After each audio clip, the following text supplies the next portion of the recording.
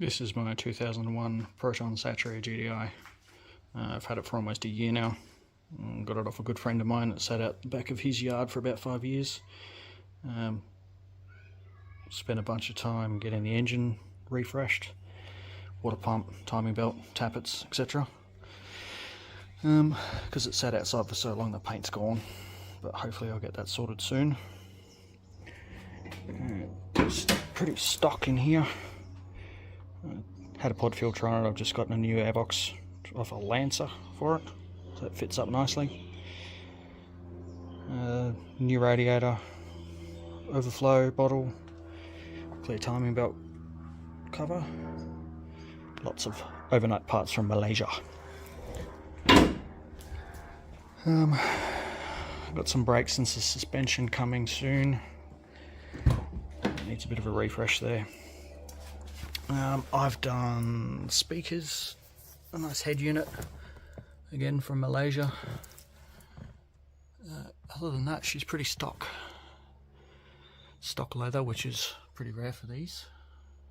Passenger seats, just some random one the previous owner put in because it was missing one for some reason. I've redone the roof lining. The pillar trims, nice and black. I think it looks much better, a bit more modern. Got some amps in here, got some subs coming in soon. Possibly coilovers in the future. We'll see how we go. Alright, what's going on, guys? Today we're going to be doing a roof lining removal tutorial. As you can see, I've already done mine a little while ago. I did it in black. There's nothing wrong with the old one, I just wanted something a bit nicer. You see a lot of these modern cars where the whole roof's black and pillar trims are black, etc. I think it looks really cool. So I decided to do that on this one. Painted pillar trims black vinyl paint. I am going to remove them eventually and wrap them in the same material as the roof, just to make it look a little bit nicer. Because it looks quite, the difference between you got matte panels down there and you got shiny panels there, and then a matte roof just doesn't quite look really good in my opinion. But I mean, it's much better than it was, that ugly grey. So we're going to take the roof lining out, do the sound deadening onto the roof.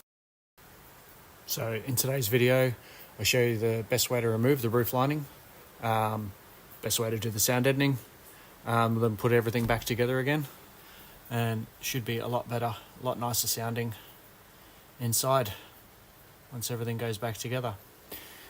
Testing out some new equipment today.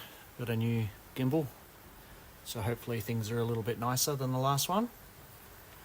We'll see how that works out. Alright, on to see what the roof sounds like currently without any sound deadening. Right, hopefully that rain isn't coming through very well. It's a pretty crappy day for weather in Melbourne. It was very hot yesterday, now it's raining today. Anyway, let's see what this sounds like. Oh yeah, that's horrible. Very tinny. Very tinny. It's going to make that much better once we're finished. Onto the tools we're going to need for today. Pretty basic tools for this one. I've got my rattle gun, got a 17mm on it for the seat belt bolts. Just a normal drill with a Phillips head on the end. Take out the screws. Screwdriver, just if you want to be lazy. Measuring tape to measure out the sound deadener. A trim popping tool, a little mini plastic crowbar. A knife for cutting the sound deadener. And obviously the sound deadener. And a roller. I'll put links in the description for the sound deadener and Zito tools. I mean, I'm just doing this in my garage. I'm a window tinner by trade, so I don't really need them, but they're helpful in working on cars. So it's a pretty cheap range of tools. I've had them for a few years now. They've never failed me, so I mean, I'd recommend them to a DIYer. And obviously I just little magnetic tray to put my screws and bolts and whatnot in. You don't have to use one of them. I just like using it because, it's mad. All right, on to getting everything down. Start on the roof liner with the grab handles. So starting on the driver's side, grab handles, 2 screws either side. We got the seat belt there, which if you saw my tutorial on how to remove this panel here, you'll know that's part of one of the steps. So it's super simple and easy on that one. Same with this one here. Got one bolt in there. These plastic trims come off. So we'll start with these two grab handles up here. There we go. So these, just move the ends. That slides in. Pop the end. Slides in from both sides, and then you got one Phillips head either side. So I'll do with that one, and then this one over here. Then I'll take these bolts out and show you the best way to remove these trims here, because it can be a little bit tricky. So we've got the seatbelt bolts out on both sides. And pan. Over there, those two. So we're going to pop these pillar trims down and separate it from the roof lining. Okay, so we've got that bolt out and we've got the screws out for the grab handles, and this bit just pops back like that. It's not really held in by much. Sometimes it can be held in a little bit by this rubber here. You just pull that out of the way, and then that's enough room to sort of get the roof liner out. It's a good idea to leave it sitting there, because once all of the screws and whatnot are out, the roof lining will have a tendency to drop. So leaving it on like that will help it sort of stay there and not just fall and flap around. So we'll do the interior light. It's not on at the moment because I leave the car's battery disconnected while it's just sitting here. So grab your little trim tool. You've got to be careful to get it in between the cover. There's another plastic piece that the cover sits on. So you don't want to just get under this plastic here because you'll break it. Let's see if I can get in there. So it's kind of, there's two bits of plastic. So you kind of got to get it in between, and it just pops off like that. So you've got two screws under there that we need to take out. And then we can move on to the rear vision mirror and the sun visors. That's what they're called. So obviously once you take these two screws out that are holding in the interior light, there's just one to plug. You just got to squeeze this little fella there and then push. A bit hard to do one-handed. Ready? And then it just comes out like that. So it's a one-way plug. It'll only go back in one way, so you can't connect it wrong. So now we'll go on to the rest. To the rear vision mirror. So obviously the best way to do this one, just remove this cover, it pops off. You got 3 screws in there. And as for the sun visor, very simple and easy. You got 1 screw over here and 2 screws over here. So I will take all of these screws out, and then we will do the front pillar trims. These ones here. I'll show you the best way to remove them. Then we'll do the rest of the bolts, and then I'll show you the last step. So we've got the rear vision mirror out and the sun visors out. Now we need to get this front pillar trim off. So this is where it's very handy if you pull this rubber down. This is one of those trims that gets held in just simply by that. So I'll grab my tool, just get that under there, let's give it a pop. So as you can see, you got this little, I don't know what you call it, plug here, and on the pillar trim you got this little knuckle. We won't mention what that looks like. Little knuckle that sits into there and pops into there.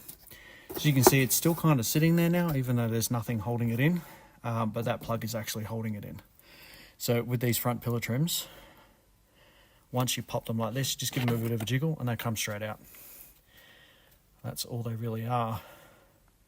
And they just sit in there. So I'll do the one on the other side, and then we'll go around the back and I'll show you actually how to take it out properly. These rear trims here can be quite difficult to get out. Best way to do it, again, pull this rubber. You'll need to do this part anyway, all the way across like that. You get in there, and it's just a case of getting your tool, just kind of prying it like that. So it's similar to the front. There's little knuckles, but they've also got these metal clips too. So now the whole roof lining is kind of just sitting there. Now also, because I redid it, there's still a little bit of adhesive on the underside, which I noticed. So it's kind of helping it stay there. So the last step is you've got this little weather strip here. You pull that out all the way along. And now there's nothing really holding your roof lining up. So you can just gently sort of give it a bit of a pull. We're still stuck over in this corner. So that's the plug is up in this corner here. So similar to the front, wait till the gimbal actually turns. That little white knuckle that I pointed to before, it's a bit hard to see, just up in here. So you get your pry tool. Kind of got to get a lot easier with one hand, obviously. I mean with two, not one. That doesn't want to go. Let me get something a bit stronger. With a decent flat blade screwdriver, we just get in under, pop it out like that. So we'll just double check the other side. Over here. Yep, that one's off. Then we'll go here in the middle. We've got one more plug right over there. You see it? Let's see if I can get the zoom to work. One more knuckle over there. And we'll take that out, and then it should just fall down. Also, another trick too, you get your seats, the front seats, and fold them kind of where a bit half and half, one forward, one down, so that when it drops it's got less like travel distance. It'll just sort of sit there, and then you can pull it out. Okay, so I moved that out of the way over there. That's out of the way, so it's all, as you can see, it's all like separated from the roof. So now we've just got to try and get it out one-handed, which may not be as easy as it seems. But basically, we just gently pull it out. Making sure, oh, there we go, and it's out. Like that. It's really hard to see, the camera's not getting it, and I'm just going to chuck it up on the roof. And I dropped it. Try again. There we go. Oh, that would have been easy two-handed. Anyway. And down, not up. So that's it. All out. So if we look in here, that's the roof lining. So there was some, I don't know what you'd call it, some insulation that was sort of around this area here, I guess, to keep the heat off the driver and the passenger, because let's not worry about the rear passengers. But anyway, that's it. So what we'll do is we'll give it a wipe down, make sure there's no residue or anything like that left on it, because we've got some tape. I think that was from the insulation or whatever was up there, which I forgot to put back on when I redid the roof lining. I've been meaning to put it back on, but now I've got sound deadener, it doesn't matter. So we'll obviously do the sound deadening on these spaces here, and obviously not on the ribs. All right, so I'll jump in and give that a clean and start marking up the sizes, because you can see in the back there that panel's quite wide, and you've got two smaller ones and another big one over here. So I might do sort of, 1, 2, so we got what?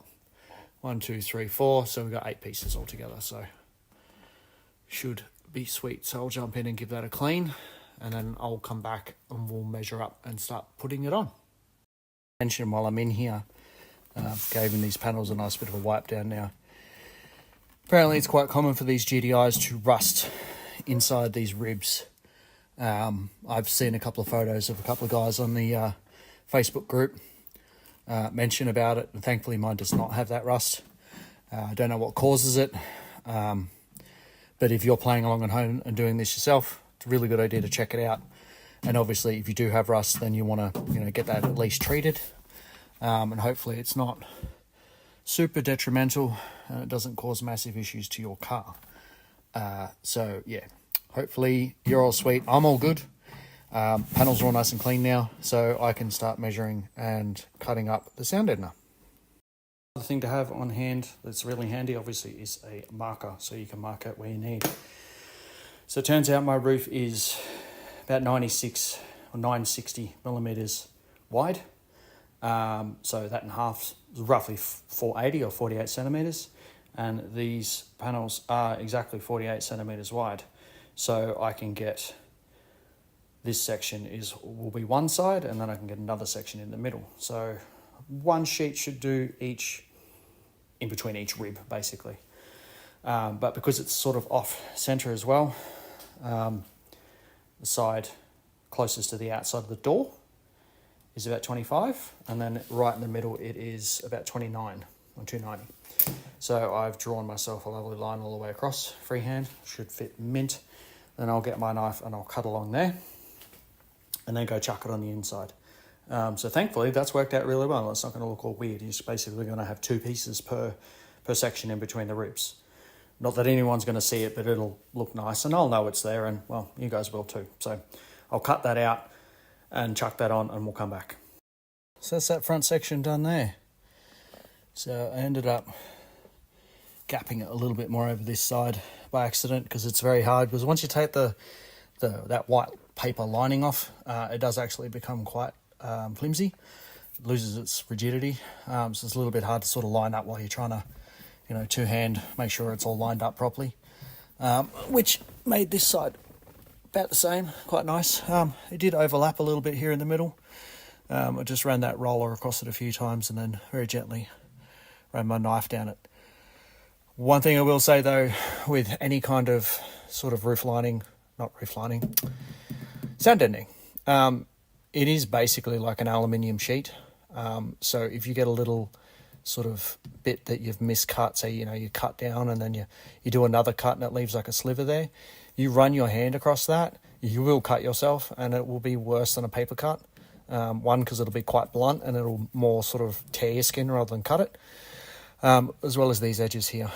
Dave down at Roof Rack and Box recommended I use like a welding glove type thing to smooth it out with my hand, although I am avoiding that as much as possible, and just using the roller where I can. So that's that first panel done. Thankfully these next two panels are quite uniform, so I can just sort of, I'll measure this distance, and then it'll be by half. And then I'll put those on, and then these ones, and then we'll come back. So we get around this wire here. Alright, cool. We're back soon.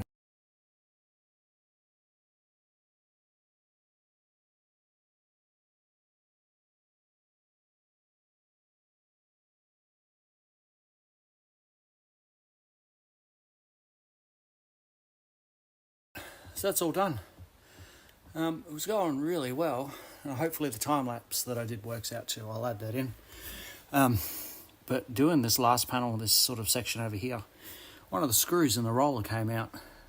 So the last sort of 5% of it didn't work very well, so I had to go back in and go back over it again once I'd found the screw and put it back in. No fault of the roller itself, it's just came loose. Probably should have tightened it before I started using it. But that's it. All the sound deadening's done. Only really ended up using two pieces out of that box. So if I come over here and show you. So I had this offcut, which I got, either side of this was the last panel, and then was that. So basically out of the two sheets, which I said in one of my other videos, these sheets come in approximately 77 centimetres by 47 centimetres. And so this is the 47. So I could just measured the front half. The front was 25 in the front and 29 in the back. So I just, measured 25, 29, drew a line, cut that off, and then that was one half. And then I just reversed it for the other side. So then the other side was 25 and 29 for the driver's side. And then put them up. Did have to trim each one in the middle though, but only probably, maybe 2 centimetres. So the whole roof, for those playing at home, the whole roof, you need, just shy of 2 full panels to do the whole thing, which is really good considering this box has 10 of those sheets in it. So, I still have 8 sheets in here. Because if anybody saw my other video where I did the sound deadening in this panel here, nice and strong. That was basically, I got that side, and then all the offcuts left from that one sheet, I'll be able to do the other side as well. So effectively, I've done both of these panels and the entire roof for 2 sheets. So when you consider it's like $130 for this whole box, I mean, you could effectively do probably this entire car, roof, inside of these panels, the outside of these panels, like, you know, in between the plastic and the metal, the door trims as well. These have also been done by the previous owner in the same stuff that was in the back there, but just on the inside, like the panel behind the door trim. So I will eventually take them off, probably do a tutorial video, the best way to take these door trims off too, and then take the same thing I did in the back here, take the speaker out, maybe cut some holes in the pre-existing stuff and then put it all on the inside. So it does have a little bit there, but I want to do more. And then eventually I'll check underneath the seats too, because I don't know whether that's been done, but I've not really removed these seats yet to know. So the good thing is that, I mean, theoretically, one box you could do the doors, these panels, the roof, and the boot, like under the wheel well, even on the sides there as well, which would dramatically reduce road noise in these things. They are quite tinny. You would have heard the noise of me banging on the roof earlier with no sound ending on. It was very tinny, and obviously now it will be nice and solid. Rain noise, road noise, even a little bit of insulation as well, so it'll be cooler inside the cabin. No, this doesn't have tint yet on it, because it's basically going to be one of the last things I'm going to do to the car before I get it registered. Last thing will basically be tyres, roadworthy, then tint. I'm going to keep everything nice and legal on this because I don't want to get pulled over and hassled all the time. But yeah, tint will be the last. It'll be way down the road. For those of you who don't know, I am getting this vehicle registered under historic registration when it hits 25 years old, because that is the requirement here in Victoria. Vehicles have got to be 25 years old. This is a 2021 plated car, October 21. Build date 2000. Compliance was April 2001. So I have to wait until April 2026 to put it on Club Reg, which is fine. It's currently December 2024. So once all this stuff's done, the suspension stuff, or it will be here hopefully this week. It left Malaysia Wednesday, Thursday last week. It arrived in the country on Friday. So hopefully I'll get that in the next couple of days. And then I can start working on that. And then the brakes to follow. Once that's all done, I can find out some way to get it painted, because obviously the paint on the bonnet's buggered, the roof's buggered, all the top surfaces from it sitting out in the sun for 4 or 5 years has just cooked it. And obviously there's some panel damage here and there, and a little bit on the passenger door there as well. So that'll all get done next year, and I'll obviously take you along for that sort of stuff. And hopefully I'll be able to find somewhere that'll help me, like let me do a lot of the prep work myself, and I can show you how to do that. And as you can see here, the clear's gone, and there's no clear coat left on the roof, and on the top of the spoiler here, it's all gone. So I definitely want to get it resprayed next year. Then when it is eligible for club registration, she'll go straight on. And then we can start doing cruises and stuff, hopefully some meets, catch up with a lot of the other GDI guys, get some wicked rolling shots, that sort of stuff. Anyway, I'm rambling. So now the sound ending's done, I'm going to put this down and put the roof lining in, because you definitely need either 2 people or 2 hands at least. I'm going to put that back in, put all the screws back in, put the grab handles in, rear vision mirror, etc. Then we'll do a sound test. We'll do that same sort of tapping, and then I'll splice it together so you can see one and then the other. It'll make a massive difference, I'm sure. Anyway, again, I'm rambling, so I will stop and do that now. But all back in. All the grab handles are back on. All the trim pieces are back on. Seat belt's back in. Everything's back together. All nice. So here's an important thing to remember. When you remove a screw from something, you need to make sure you remember where it goes. because a lot of cars have different size screws for different fittings. So for instance, the one for the rear vision mirror, they're self-tappers, they're like tapered where the thread starts, whereas the ones for the sun visor are not. The ones for the interior light, they're not the long ones, they're the short ones. I made a very big mistake and didn't double check my screws. And this happened. I now have 2 perfectly screw-sized holes in my roof. I didn't see that until I got out of the car once everything had gone back together.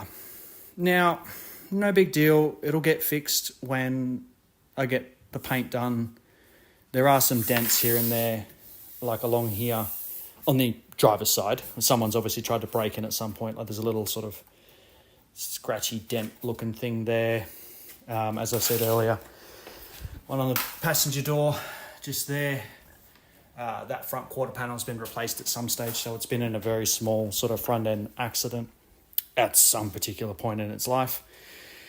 I'm pretty devastated that I've done that, which means the car can't get wet now because water might get in under the roof and soak the roof lining. Pretty devoed. But yeah, at the end of the day, it's just another repair that's got to get done when the car gets painted. It is what it is. I stuffed up. I should have checked it. I didn't. I've sort of hammered them down a little bit because they were obviously quite sharp. And this, when I'm not working on it, gets covered by a car cover. I do have a cat that lives in here, and yeah, I don't want him crawling all over it, so I cover it when I'm not working on it. So it is what it is. Pretty disappointed with myself. Gave myself a good kick in the ass, but you know what? At the end of the day, it is what it is. Can't do anything about it now. It's ruined. But it can be fixed. So, yeah. Pretty devoed. On to the sound test, though. Let's move past it. Whatever. Let's give this tap test a go. Oh, listen to that. Solid. Much better.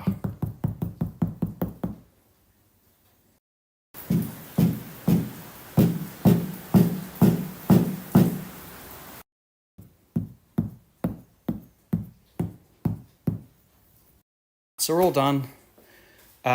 Hopefully now you know how to remove the roof lining on one of these, do the sound deadening on top. My other video goes over a bit of sound deadening as well, and there's plenty of videos on YouTube about it. So if you don't know how to do that, now you know how to do the roof lining and not put the incorrect screws in the wrong spots.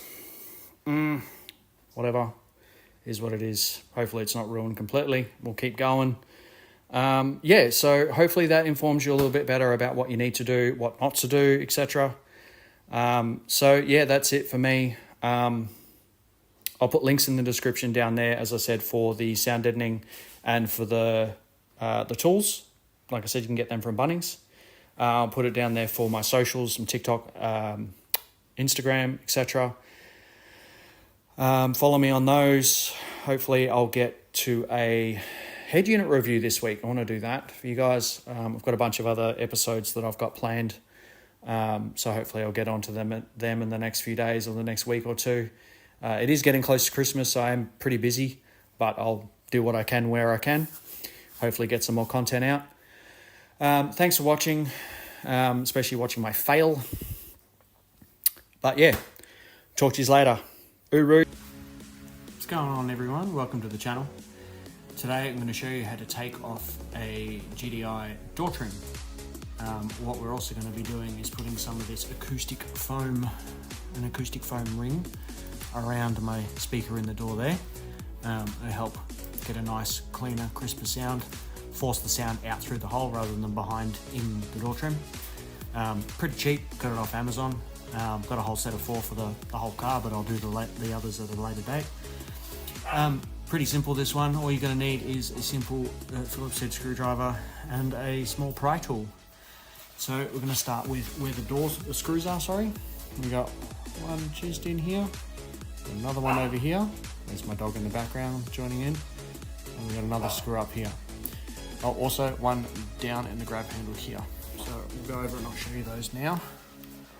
So you see here, you got a screw down in there. You got one here, there, and the last one just there. So what I'll do is I will cut and take all those screws out and I'll show you the next step. Okay, so now that that's done, what you want to do is pull back on the door handle like this, kind of lift it out, get it over that lock at the side, twist it to the side a little bit, pop it out. Easy as that. Next, you want to grab your small pry tool under grab handle here. You will not be able to get the door trim without removing this first. Just push in there, lift it up a little bit on one side, and it comes out. So if you have a look at it, it says in. Nothing on the other side. So obviously in faces in, and that little bit of a channel there sits just inside the door trim there. If you don't do that, it just will not come out. Next step, to pop the trim itself, grab your pry tool, stick it in the side here. You should hear a couple of pops. Looks like I'm missing some plugs in here. I'll have to put some more plugs in. Just give it a bit of a pull, like that. Also, you want to take this cover off here, which I haven't done this yet. I forgot about that. So, same thing, then with a little pop, a plug in behind here. It's right about there. It's making a liar of me. Doesn't want to pop. What's going on here? There we go. There's the pop. It's also got a little push plug there, which has just gone to orbit. I think I heard it hit the ground, so that's right. I'll pull that out. Now I've got aftermarket speakers, tweeters in here, which the connection does go down inside the door trim, so I'm just going to leave that hang there for the moment. That's it. The door trim's nice and sort of, loose from the door itself. Now I'm going to pop you down and show you the best way to get these out, because there's a little bit of a tricky way. So you basically got to pull the trim away and kind of lift it up from the outside here first, and then the front, because it kind of hooks in just here. Pull it back, pull it up, and get it away. Now you're going to take switch out.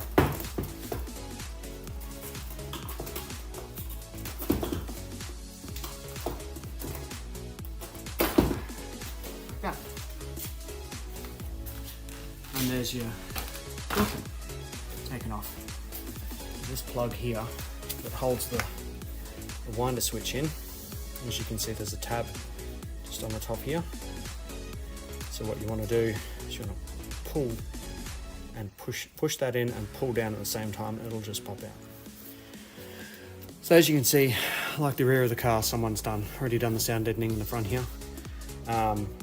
There isn't any sort of behind here. This is basically the only sound deadening on the door. There is a little bit behind sort of where the speaker is, but I'd like to put some more sort of over this side in future. So now we're going to get our ring, just give it a quick test fit. I might actually disconnect this tweeter first. Looks like I already tried to. I'll just pop that on the side there, just move it over, it's out of the way. So it goes around there like that, nicely. So you basically just want to line it up nicely on there. Pretty straightforward, obviously. Check the back of the door trim itself. So we can have a look. Spin it around, put it here. So you can see behind it. So obviously there's your switch. The plugs over here.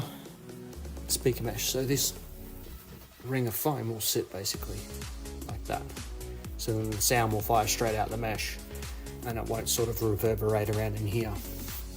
Hopefully get a bit of a nicer sort of sound. I've not really obviously done much driving at all in this car, so I'm not, I can't do a before and after to tell you if it's better or worse, but I know for a fact it'll be better. So I will give the surface a bit of a clean up around there. Peel the backing off that. The light's annoying. Peel the backing off that.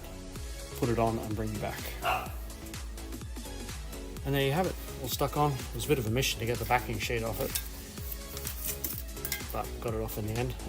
It's super squishy, like very, very squishy.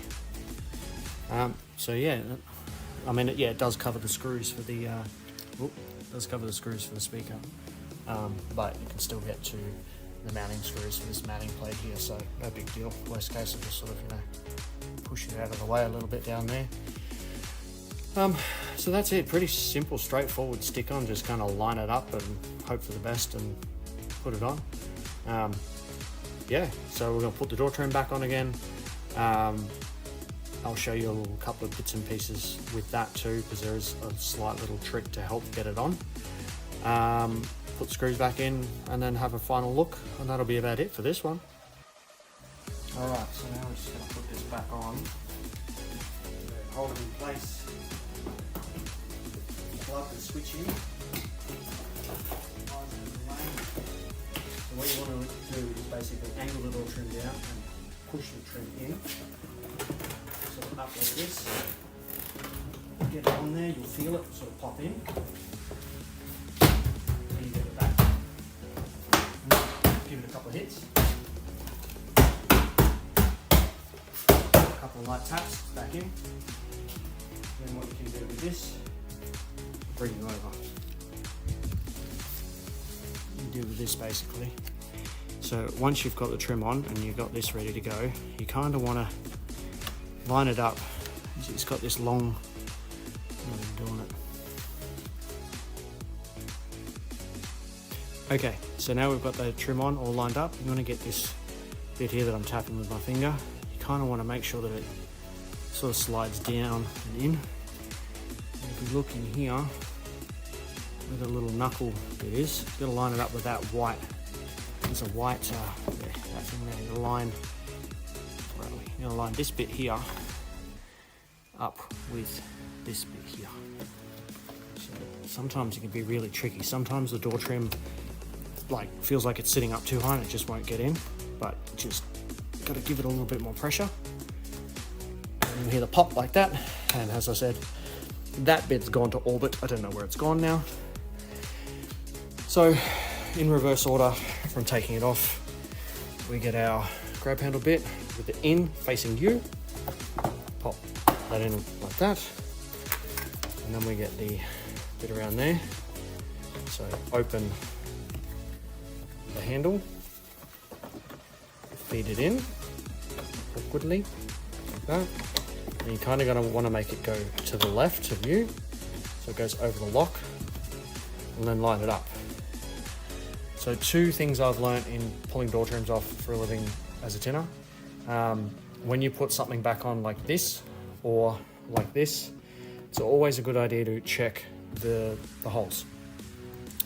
So I'm not sure if you can shows up, but yeah, so that hole lines up perfectly there. Another trick I learnt is if you hold some part of the trim, and then obviously it's easy with two hands, hold some part of the bit you just put on and then try and open the door. Oh, that was a fail. Try and open the door like this. And because if it's in the right place, it will stay still, but obviously if it's in the wrong place, it will kind of move out of the way. It means it's interfering down in here. So with both parts, we're all good there. We'll put the screws back in and then I'll bring you back. Right, all the screws are back in. Another tip with anything that goes around the door opener, specifically on I guess late 90s to up to sort of mid 2000s cars have got this very typical sort of cover goes around the door opener. This screw here will be like a tapered head like this one. Obviously the one that goes in here is a lot shorter. It's probably only about that short. But and the rest of the screws are more of a dome head. I've got a spare one here somewhere like this. So So for this particular door trim, these very specific type of screws will go sort of here, here and over there. Whereas this screw here, as I said, had that sort of more of a tapered head. So with those, if you are using a drill, best torque settings for a drill for door trims are about sort of 10 to 14. You don't really want to go too much more than that. These aren't too bad for, you know, over tightening, for instance. But if you go to over tighten this screw here, you will crack the plastic over time. Obviously, plastic gets brittle as it gets older. So the older the car, the more careful you want to be. Like my old Celica I had, you know, these bits of plastic in that thing were 43, 44 years old. So super common on those Toyotas for it to crack just here. Slightest bit of over tightening and they'll just break. All right, anyway, so we're down onto the speaker now. Get this light over here. A bit hard to see. There we go. So you can't even really sort of tell it's there, but there's now a bit of foam in there that now means that all the sound from this woofer or this speaker is going to come directly out of this hole and not sort of bounce around inside the door trim. As I said, I don't really know with this very particular car whether it's going to make that much of a difference. But I think I paid all of about $3 for a pack of 4 of those things. So, you know, it doesn't really matter. I just sort of chucked it in the cart or something else and it was all good. So hopefully now you know how to take one of these door trims off. They are really easy to do. Another tip too, definitely take this sail piece off, this trim piece off here before removing the trim. Obviously, especially like in my circumstance where I've got tweeters mounted to them. Otherwise the trim just, you know, you'll get to that point where you sort of pivot it up like this to take it out. You can probably get it out relatively easy, but trying to get it back in, it's just going to bump against that and you're just not going to have a fun time. That's about it. Just a quick one today. Wanted to go over door trim stuff, so slowly but surely you're now learning how to take basically the entire interior of a GDI apart. We've done door trim now, I've done the roof lining, and that back panel in there. Yeah, eventually you'll be able to pull an entire GDI apart when I'm finished. Hopefully soon I'll do a head unit review. And hopefully my brakes should be here soon, and I've also ordered, what did I get? I got tie rod ends, ball joints, and something else to do with the front suspension. So when I do redo the suspension kit that I got the other day from Malaysia, that'll all go in there as well. So suspension, steering, it's all going to be refreshed, basically brand new. Not basically, it is going to be brand new. So all the running gear sort of thing in that respect will be all done. And I've also hopefully going to catch up with a couple of other GDI guys soon, do a bit of a, you know, walkthrough video on their cars, a bit of a history on them, what they've done to them, etc. Yeah, that's about it for me for today. Don't forget to check out the Facebook page, Proton Satria GDI Australia, and also Auto Anarchist on Instagram, Facebook, and here on the YouTube channel. Drop a like, that really helps with the algorithm, helps get the videos sort of into more circulation, get some more viewers, etc. Can make more content. Subscribe as well. You don't have to, but you know what, if you're here you might as well. Yeah, that's about it for me today. Hope you have a good one. Stay cool. It's pretty hot in Melbourne today. Summer's coming. Yeah, that's about it for me. Have a good one. Uru. All right, what's going on? Back again with another video. Today we are doing, there we go. I'm gonna redo the fabric here on the door cuts. You can see it's like coming apart just here. Right, it was all just sort of sitting there and it's all coming apart like on here. This is the passenger side one, the driver's side one is basically the same. A bit hard to see in this light, but yeah, it's a bit manky. So I've got this stuff here, self-adhesive, like the flock look. So I think that'll look really cool, especially since the roof of the car is all this nice black color too. It is self-adhesive, so just peel the backing off. So yeah, I figured I'm going to do that while I got the door trims off. Something I'm wanting to do. So I'm going to hold on to this fabric because I would like to eventually pull it off. There we go. Easy. I can use that as the template. And a little bit of cloth there, which I'll take off in a minute.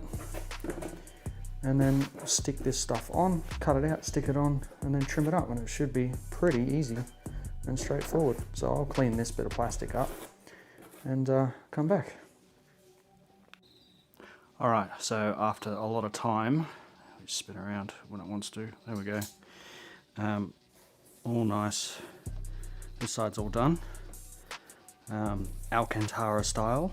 Pretty easy. I think it looks much better. Like, yes, it's not the GDI pattern, but I'm going to be replacing the seats in this thing eventually, the front seats anyway, so it doesn't really matter at the end of the day. It's just new and it looks great. So yeah, that's the passenger side. And that's driver's side. So driver's side's obviously a lot worse. Like you can see it's starting to come unstuck there and along here. Side's not too bad around the handle, but it's bad along here. Whereas the passenger side was bad around the handle and wasn't too bad here. So I'm gonna set the camera up and do a little bit of time lapse and show you how I did it. So hang on with me, bear with me.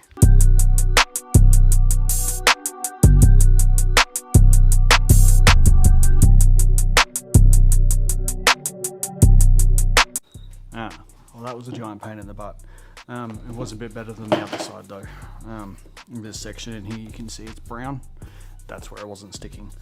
So everywhere else it was, you can see where it's not brown, like up here and over here, that's where it was sticking. All I used, maybe it focuses on it, it's just a small flat blade screwdriver. Longer one is a bit easier, but better with two hands. The small one's better with one hand because it's just more compact. And while the edges are a little bit sharp, it didn't scuff the door trim at all. I just sort of held it along, as you saw on the slow-mo time lapse. And then I used the point to get around in all of the edges. And in case you weren't aware, spin it around. This whole panel here is where that material is, and it's not a separate panel, it's just molded that way. So it's, I know on certain cars you'd be able to like remove it and wrap it, be a lot easier. So this is the Alcantara fabric that I got. It's just on a bit of paper, it's literally just basically a giant sticker. Need my knife. So, similar to wrapping, you obviously want to make it bigger than what you need, which thankfully the roll that I got was the perfect width. So I just measured the length and then cut it in half. So I've got a fair whack of that left. I might actually do the armrest and maybe the A-pillars as well. So basically what you want to do is pick your start point, which is going to be at the back here. Oh, come on, you'd think I'd be able to get this easy, but... Oh, try this side. There we go. So you get your backing and hope it doesn't rip like that. Damn it. What a fail. There we go, got it. So you want to peel it back carefully, about halfway, and then very carefully cut. This is blunt. Carefully cut this off. Right. So then when you've done that, you've got a little bit of the adhesive overhanging. Check with the other side since it's not going to be sticky. And then basically just start, lift it up and smooth it around with your hand. And it does lift off a little bit easy, but it is quite sticky, so like that. Just tuck it in with my fingernail around that groove. Now you've got it tacked on. So get the other part and it ripped again. What a pain in the butt. There we go. So again, I'm about halfway. I'm just going to use my hand to smooth it out as I go, so that it's not going to, if it starts to crease, I can just quickly lift it off. And then last little bit. You don't have to get it into the grooves around where the door handle goes, because the door handle sits over it all, so it's not going to really matter. But you do want to try and get it sitting as nice as you can, because when you get to this front bit up here, over over, see if I can zoom. It's not, there we go. Change it to there.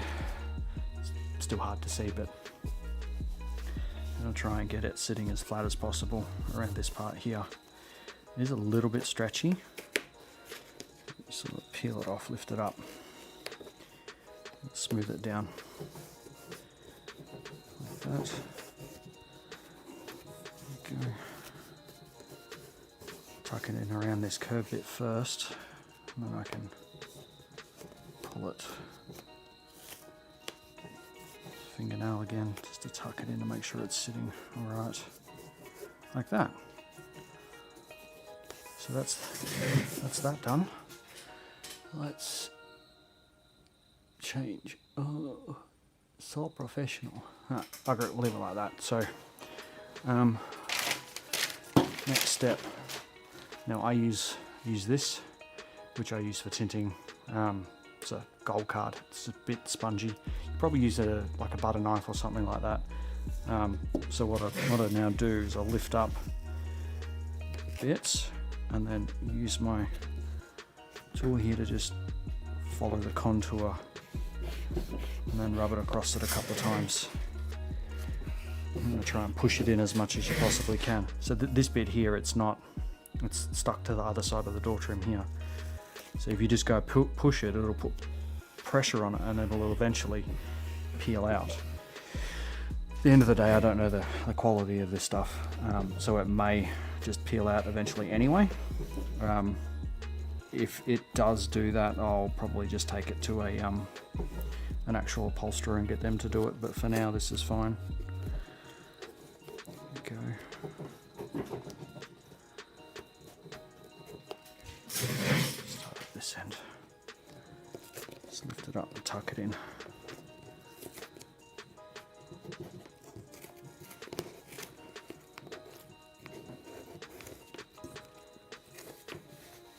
It's riveting action to watch this, I know, but I don't quite have an overhead rig it yet, so, but I'm almost done, so it doesn't need much.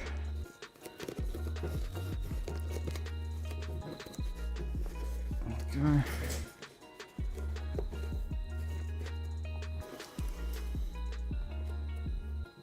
Just like that, it's all tucked in.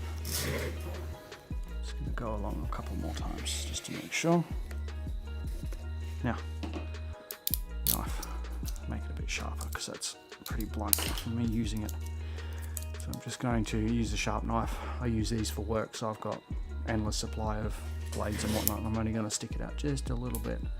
Probably wouldn't recommend using like a giant box cutter, but you can pick up something like this from Bunnings or a craft shop for a couple of dollars and it'll do the job.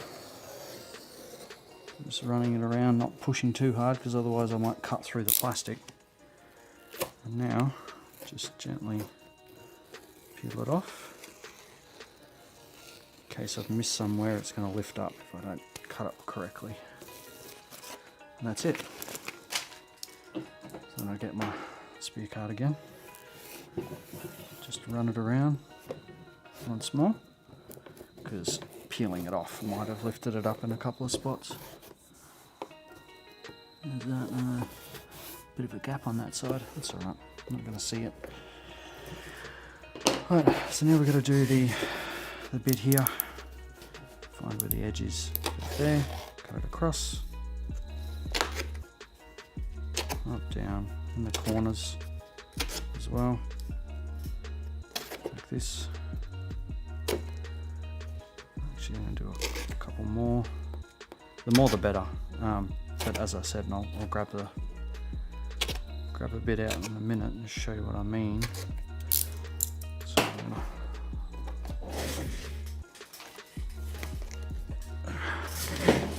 flip it over and then just push on the ridge and then fold it over.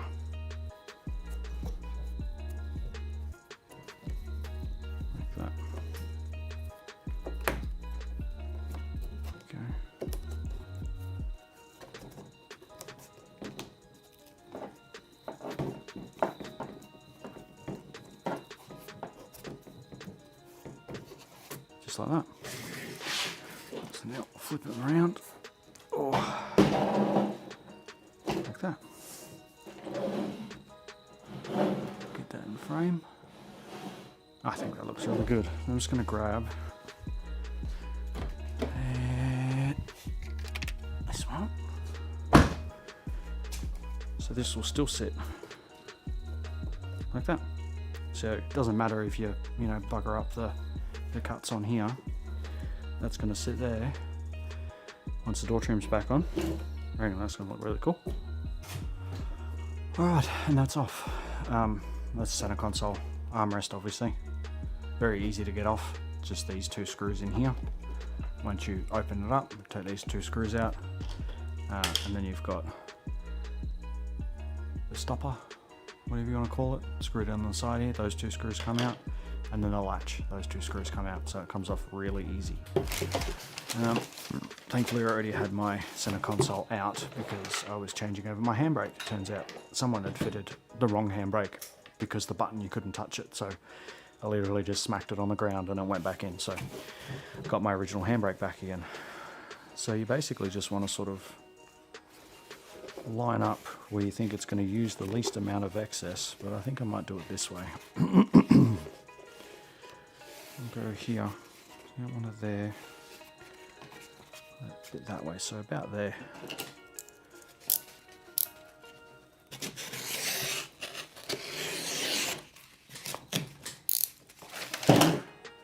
So that'll do that. So same sort of thing as before. I've not really done this sort of thing before, so you're coming along for the ride. I mean, the door trims were literally the first time I've done that kind of thing, so actually I'm just going to wing it this way. Turn it upside down. Like that. There we go. I'll pop it down. There. Like that. Flip them over. Looks pretty good. Already. So I'm curious as to how this stuff will go on these corners. Whether I need to cut it or whether I can actually just sort of stretch it over. Because I know with certain things you can just stretch it over.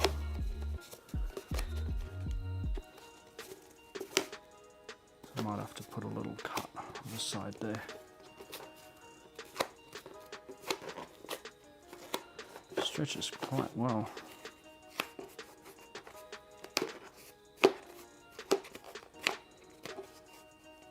That side done. That was easy.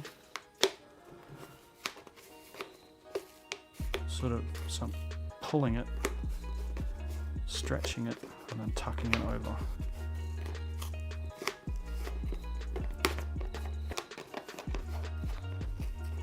See, I don't really care what it looks like under here because you're never going to see it anyway unless you're, going through my center console, which I hope you're not. So here I want to kind of pull back a little bit this way. Try and pull it over like that. Oh wow, that's really good, I reckon. Same here, I kind of want to pull in this direction like that. I'm happy with that. Let's see if I can keep it going, because now I've pulled it all that way.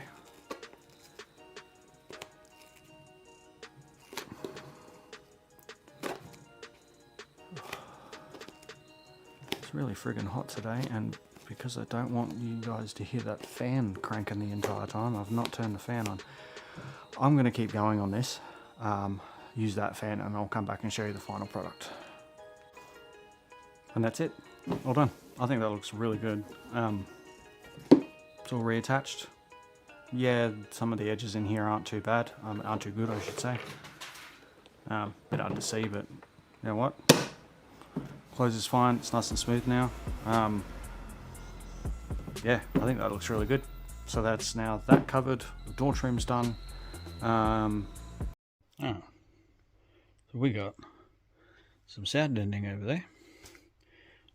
It's already got a little bit in here. I'm going to put some more in down around there on that speaker. So we've got to get to that panel. We're going to take the strut brace off. We're going to move the amps, take the seats out, show you how that all works. We're in the back now. If you haven't seen with these seats, they do this really cool thing where this pops up and this folds down. You take the headrest out, but then that folds flat. So we've got a couple bolts here. Take the seats out. So we've got 12mm bolts here. Another one here. So those two. Another bolt just here. We've got one here. And one more here. And then the back seat can just stuck. Come out with that. And now we've got screws here, here, here, and around the corner. Two up there, one up here. Also a really good idea, so you don't lose these screws. Get one of these little magnetic trays, holds all your screws in. Also, because this part of the plastic goes underneath here, you take this scuff plate off. I've also very carefully bent this back here. So this whole panel now moves pretty freely from there. So now you just got to kind of push it forward like that. And come around the front here, just give it a bit of a pull. And away it comes like that. So you can see in behind there. Next tricky thing is the seat belt. So I've pulled the seat belt through here, a little bit there, up here. I'm just going to take that bolt out there, which is 17mm. Then next we're going to take that one out there. So once you've taken those two out, then you can feed the seat belt through this hole, like that. And then you can take this whole piece out. So now the whole piece is out there.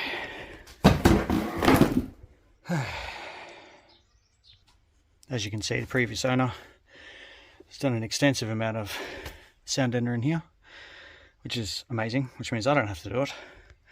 But unfortunately, it's not on the other side of this panel, so on the outside, the inside of the outside panel, like up in here. So hopefully I can take the speaker out, maybe cut a hole in here or something, and put some more sound deadening in there to make it sound even better. Also, for those wondering, these are just Hertz 6.5-inch two-ways, the Uno series, 220 watt. They sound really good. I definitely recommend them. So as you can see, there is no sound deadening at all on the inside of that panel. It's all in here. Also, I'm going to take this part and the seat belt off, obviously, because if I do that, much more space. Just like that. And the beauty is, it's being the retractable part, it can just, oh, I lied. Sat up there before. It should hopefully just stay like that, out of the way. So as you can see, much more room for activities. So the inside of these doors have been done, so you might be able to hear a bit more of a solid sound. But then back here, very tinny. It's not bad there. It's very tinny here, so I'll put a bit there, a little bit down there.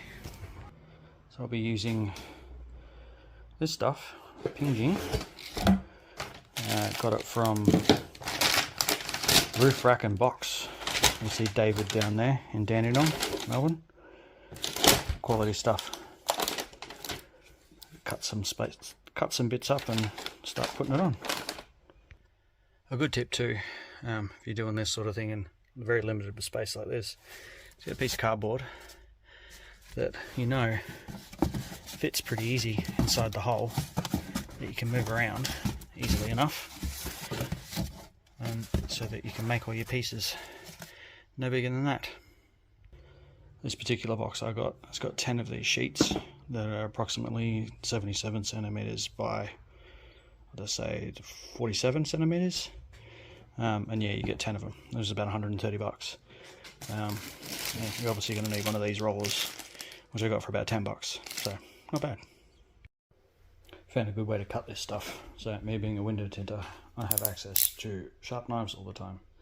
So I just worked out that if I score it, I can cut through that metal layer both ways and just bend it and then cut through that, and it works really well. So that one sheet made 8 of these squares. It's roughly the same size as that bit of cardboard I showed before. So we look, probably do sort of, you know, a couple there, maybe one and another half there. So looks like with this one sheet of 8 squares, I'm probably going to get both sides in there done. Right, so in case some of you didn't know too, pull the white paper off.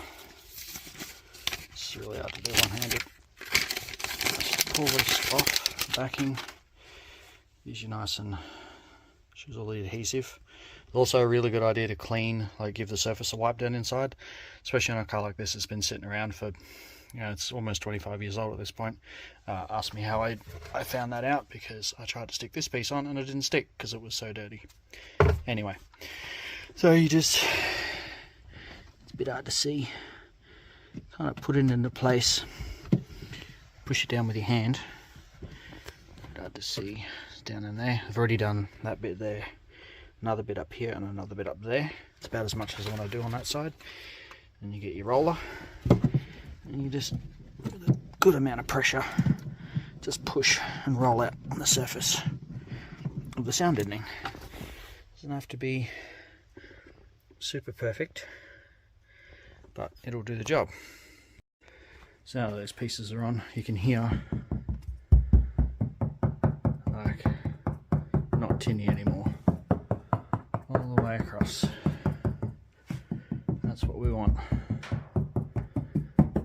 Effectively strengthens the panel from the inside so that the bass is a lot better in there, otherwise it just sounds like crap.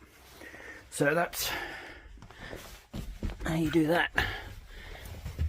So obviously somebody spent, as I said, a long time doing this whole rear end of the car. It's like that over the other side as well, which I'll get around to hopefully on the weekend. That hole ended up being just too small, so ended up going through there.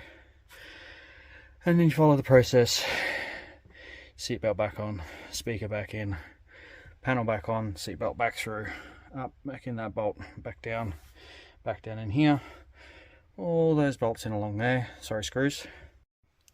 Another tip if you're doing this at home: passenger seat, this part's got to go underneath the driver's seat. It's got this little tab on the side, so it'll only go on one way. So passenger seat first, then driver's seat. Just like that, all back in. Probably took me about 10, maybe 15 minutes. This is even a better show. So that folds down, that's it. This bit folds like that. See, nice flat back, you can do all that once it's all back together. Alright, so from the back of my GDI, hopefully you now know how to take that panel off to get in behind there. The speaker cover too does actually just pop off from, I think, the front. Just a little pry tool in there and pops out. You can't get full access to the speaker holder though, just the speaker. Yeah, hopefully that's helped you take back seats out, take that panel off and do any sound deadening or speaker replacement or anything like that. Well, thanks for watching. And if you're on Facebook, and if you haven't already, jump onto the Proton Satria GDI Facebook page. It's page I admin. It's quite busy. I get a lot of guys posting on there all the time, and girls. A lot of people from Malaysia as well, which can help with lots of different questions. There are some files on there as well for some engine repair stuff that's pretty helpful. Yeah, thanks for watching, guys. See you later. Uru. Welcome to the video, guys. So today we're going to be doing the brakes. So I'll show you how to take these off. Just 2 bolts back here. Got 1 bolt there, we've got 1 bolt up here. It slides those pins out, and then we can get this off the housing. Take these discs off, put the new discs on. Also mask and clean up these calipers as well. Make them look all nice and shiny. All right, I'll start taking stuff apart and we'll come back. Okay, so first things first, I took the slide bolt out, which made the caliper like pivot this way, but then I couldn't get it any further. I managed to like kind of reef it off the disc, but the handbrake was in the way. I've never dealt with a setup like this in the past, but very difficultly what I managed to do, if I can get it in focus there. So this bit here, spinny thing, sat just in this groove here, and then the cable itself went under this, into this, and then off. There was a circlip that went over, where am I? Over here. Went over like in this groove back here, went in this groove just here, and then this part here sat in here. So it was kind of like holding in place. Now there was 2 bolts, the 2 bolts that hold this on. So you can see one just here where my thumb is, and one further down just there, that bolted into the back of here. Bottom one was really easy to get to. Top one was an absolute pain in the butt to get to because all of this was in the way, but I finally managed to get it off. Yeah, so that's the caliper kind of off. I don't really want to get it off too much more than that. Obviously I don't want to get brake fluid all over the floor, etc. But the next trick, other than learning how to use this gimbal, is to get these pads out and check them out. So bear with me, I'll be back in a second. Okay, so I got the pads out. They're actually pretty decent. I mean, there's still plenty of meat back on them, like left on them. I'm obviously just, I'm still going to use my new ones because I've got them, I might as well. But yeah, interesting. There's no markings or anything on them. According to the cluster, the car's done 240,000 K, so I highly doubt these are the original pads. But in saying that, it is a manual. In my wife's last car, which was also a manual, we'd done 330,000 Ks and not changed the the drum pads, but they were due for it. So these have obviously been done at some point. So now what I want to do is give this a bit of a clean up. I'll take this bolt back out here in the slide pin, so I can separate it a little bit more. Give it a degrease and a bit of a clean. Obviously I'm not going to paint the back here. It's more sort of, what you can see. So the back here and the front, I'll give that a paint and a clean, and then it can all go back on. Alright, so I'm going to go through a bit of a step-by-step, showing you the best way to get this caliper off. 1, to change the pads, and 2, to do what I'm doing, giving them a little bit of a refresh. So first of all, we got this bolt down here, and then we've got the 2 mounting bolts, one behind here and one just up here. We're going to take those out, but I'll show you the best way to change the pads first. So once you undo this bolt down here, that's it, it's a pretty long one. Undo that one there. And then what you can do is grab the main part of the caliper, and it now moves like this. So you can slide it off once it gets to a certain height. The handbrake stops it. That was the problem that I had with the other one. So the handbrake's in the way, which I figured out how to disengage. So first of all, you got this little clip that sits here. I'm trying to get it to focus. So this little clip just in here, it just lifts off. Make sure you pay attention to how that goes on. So it goes on this way. Once that clips out, a little bit hard to see. So basically what you want to do is get this spring here you get a screwdriver or something in there, get this spring, and you basically want to make it so that it sort of twists this way, so then it releases tension on the handbrake. Now, handbrake isn't on, obviously, but once it releases tension on the handbrake, then you can get in there and move this out of the way, so it just sort of sits in a little groove there, and then that'll be disengaged. So I'll go grab a screwdriver and we'll do that.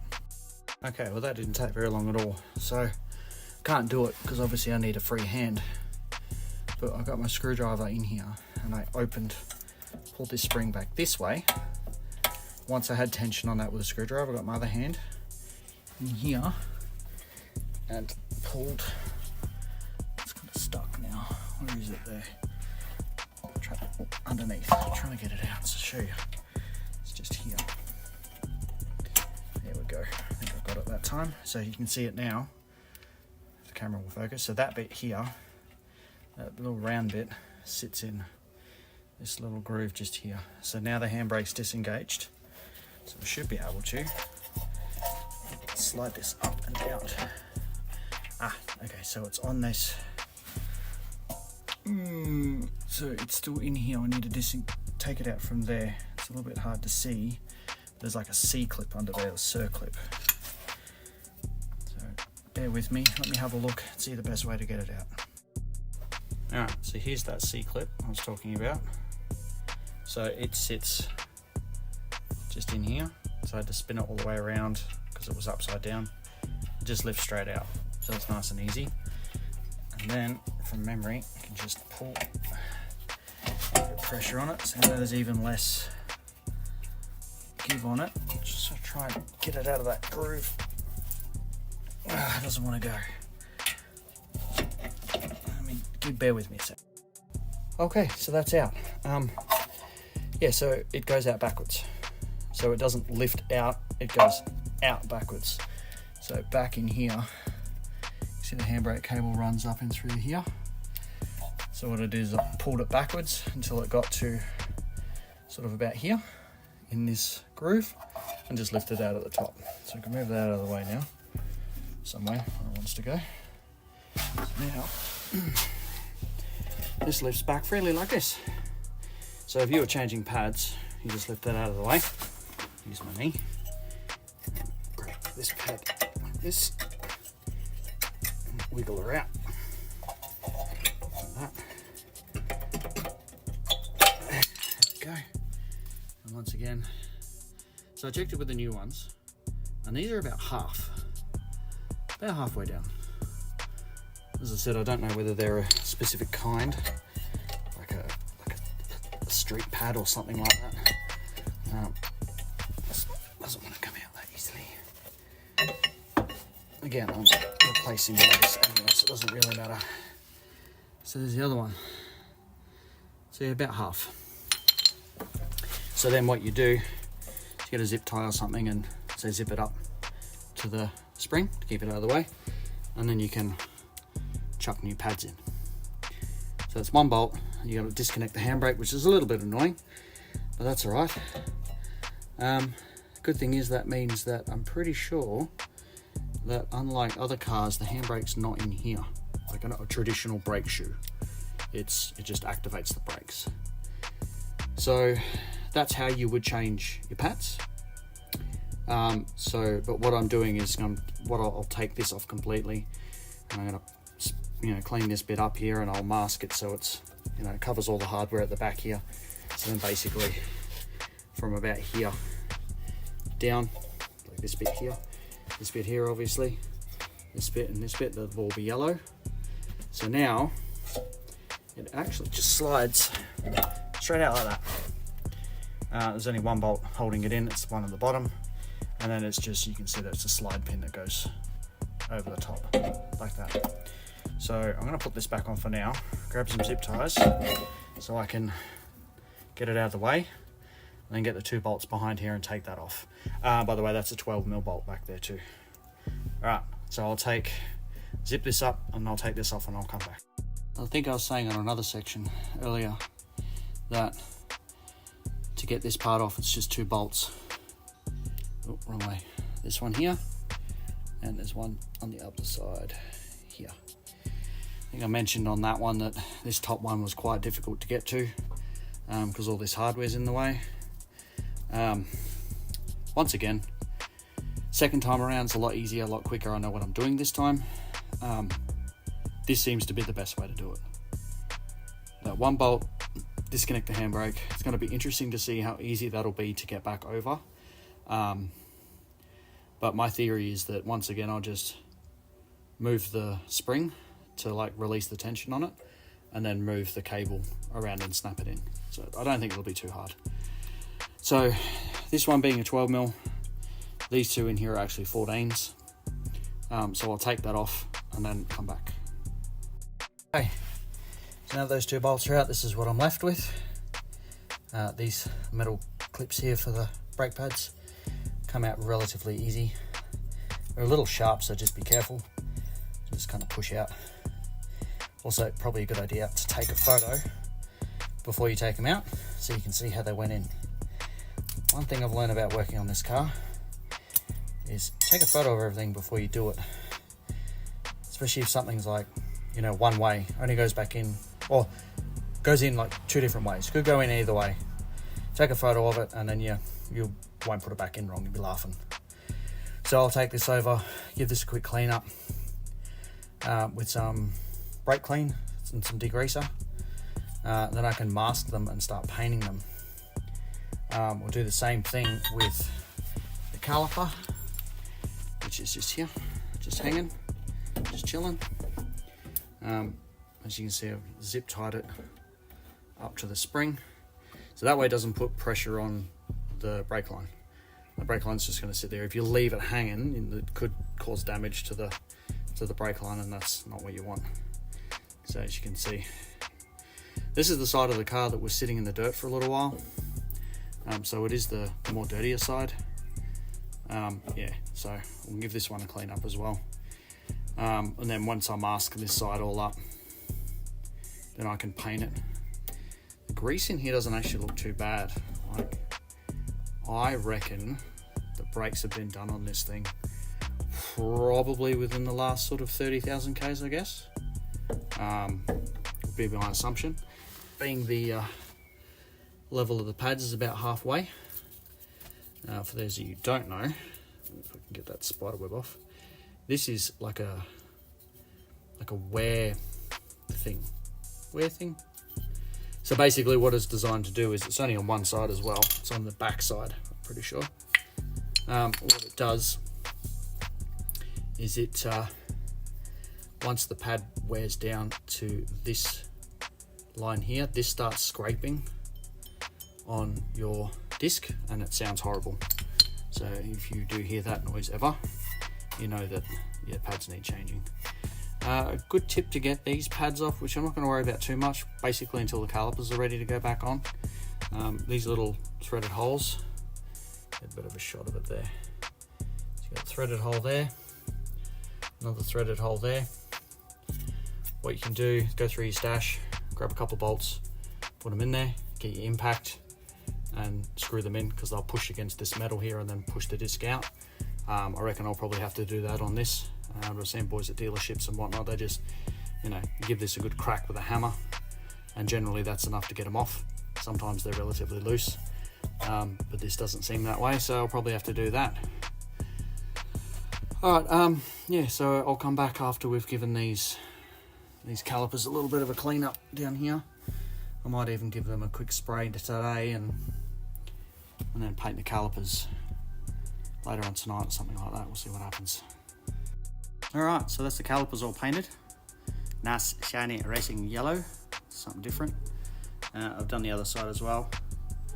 Obviously this being the largest surface area that you're going to see under the brakes, you want this to be nice, and I think that looks really cool. It's going to stand out really well. We've got the other bits over here on an awesome makeshift stand. Same thing with this, like, there's no real point in painting sort of this backside because you're not going to see it. You're only really going to see this front part here, which I've given a couple of coats. So I'm going to let that dry overnight and then come back tomorrow, unmask everything, double check it, maybe give it an extra coat, who knows. Then once that's done, I'll take the discs off, put the brand new pads in, put everything back together, which I'll show you, and then the rear is done. Then I can get onto the front. Alright, so a couple of days later, we've got our outer part of the calipers all nice and painted, and calipers themselves nice and yellow, really nice yellow. It should pop off this silver. So we can do, clean up some of the hardware here.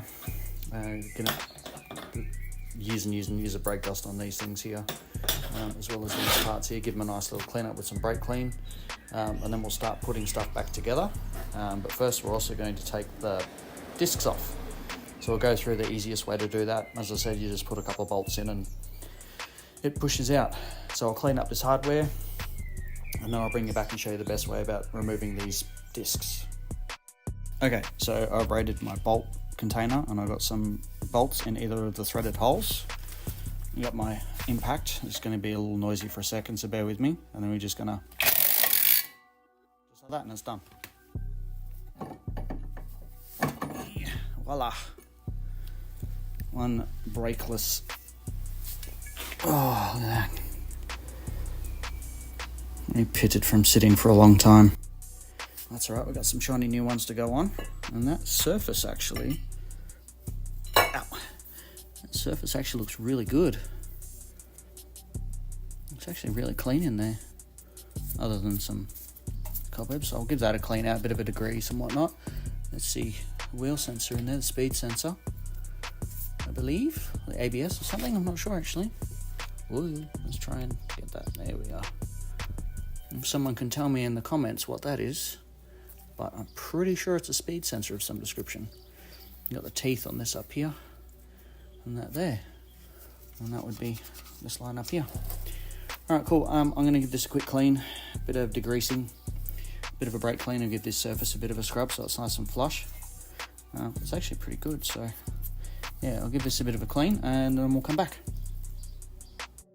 Alright, so I've given that a bit of a clean. It's pretty clean anyway, but just a little bit of dirt. So we've got our new caliper down here.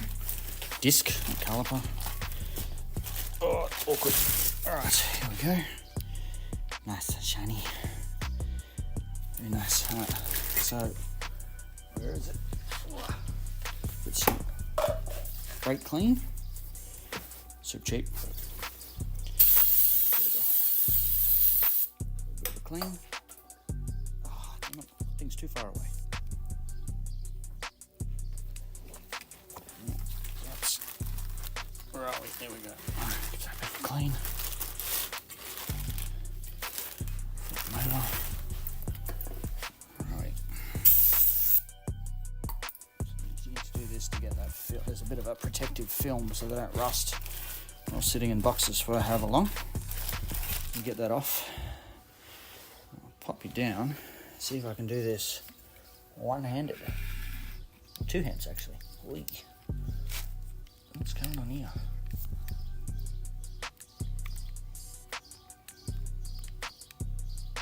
That's better? Alright. Now lined up. There it goes. So, grab the wheel nut.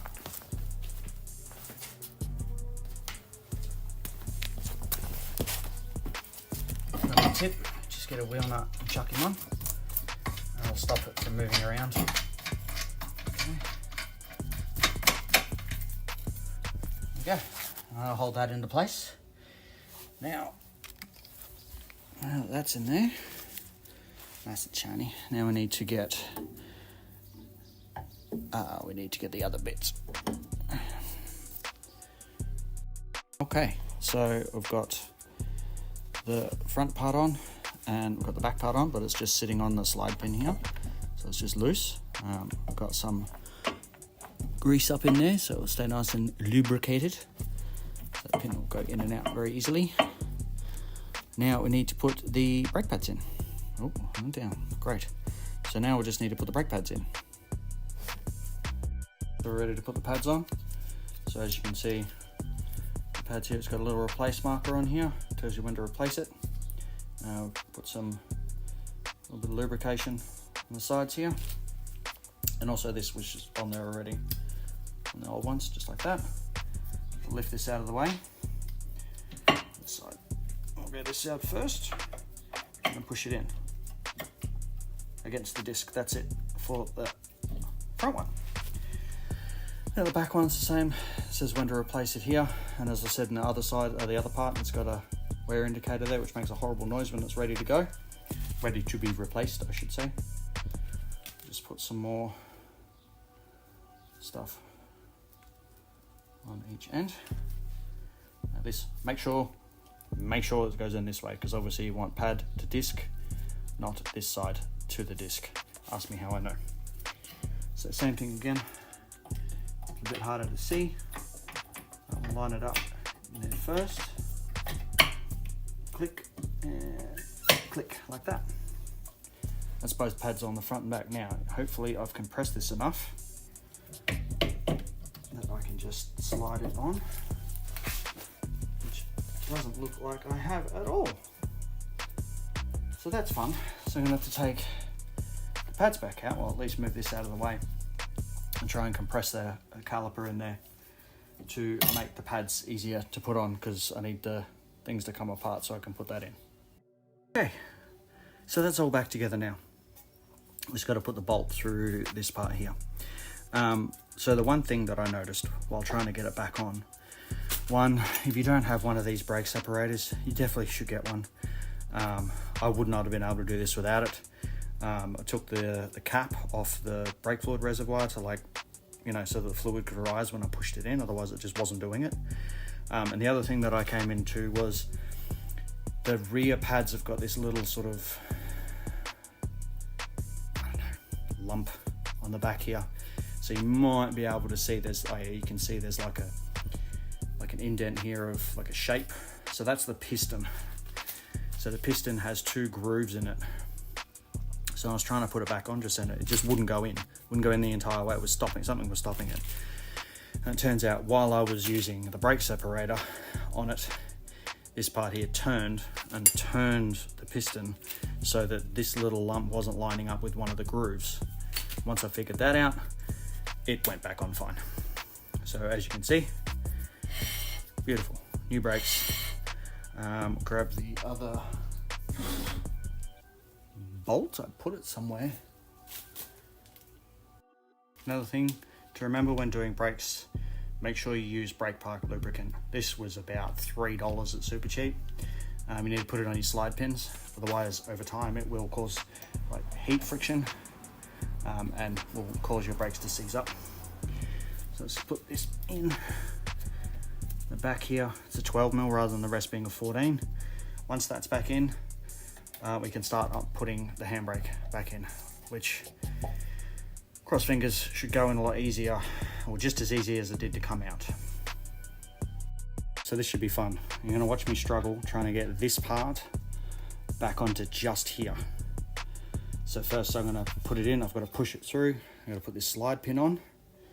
Once the slide pin's on, then I need to move the spring back this way, and then hopefully this will just pop back over. So I don't know if this goes for really long, it's going to turn into a time lapse, but hopefully with very little swearing it'll go back in. All right, wish me luck.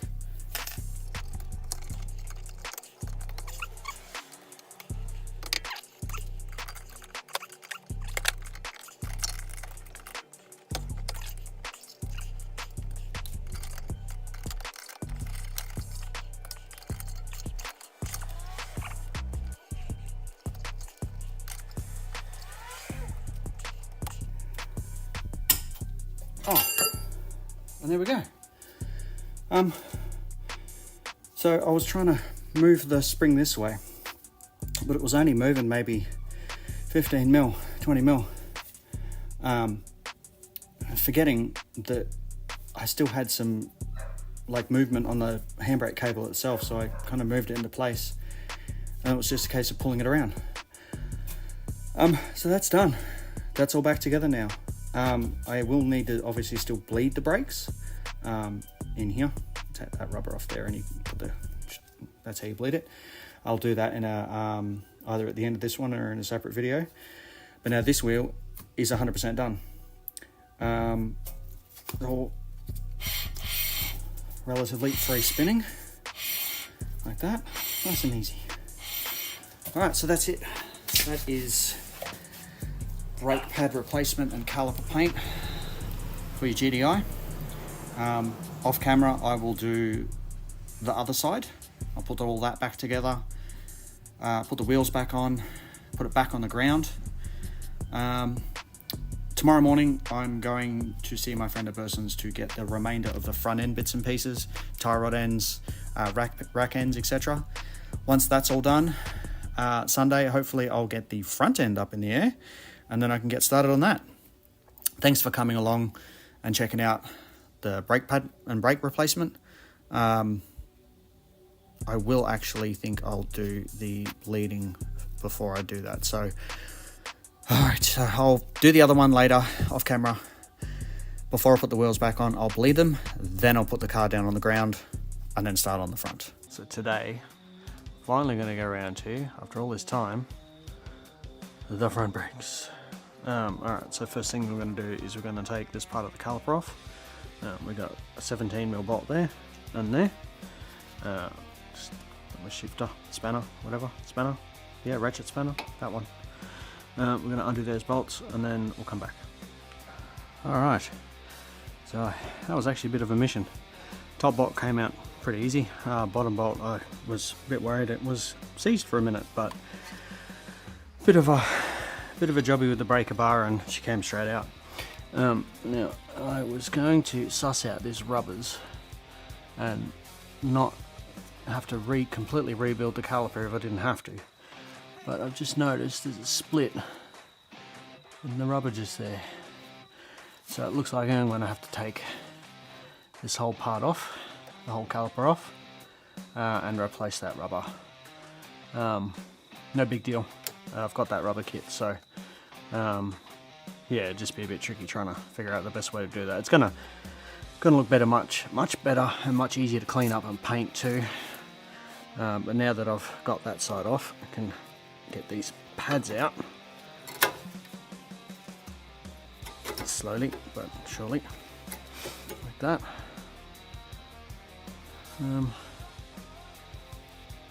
Not too bad. For about half, I reckon.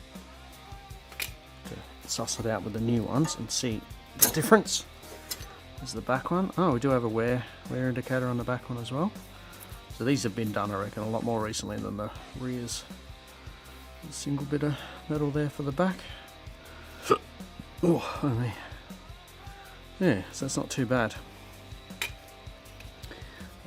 So we'll get this part off next, which if I feel around the back here, I've got two bolts, probably another 17mm there, and a 17mm there. Yeah, I can see them from back there. So I will take those two bolts off, and then this whole bit will come off. So I'll bring you back for that. All right, yeah, came off pretty easy. Just looking at these rubbers here. The rubbers don't actually look too bad. That one there, it's not too bad actually. Looks pretty good. Just thinking whether I could actually just not worry about that, because it's yeah, I don't know. I think I will worry about that actually. And a split rubber's a split rubber. So, and while I've got the kit, I might as well. Alright, cool. Then that leaves the disc, getting the disc off, which I will give a nice solid crack with my mallet. Worst case, as I did with the rears, just find a bolt that'll thread into that hole there and run the impact into it, which will push the disc out. So I'll give that a crack and see what happens.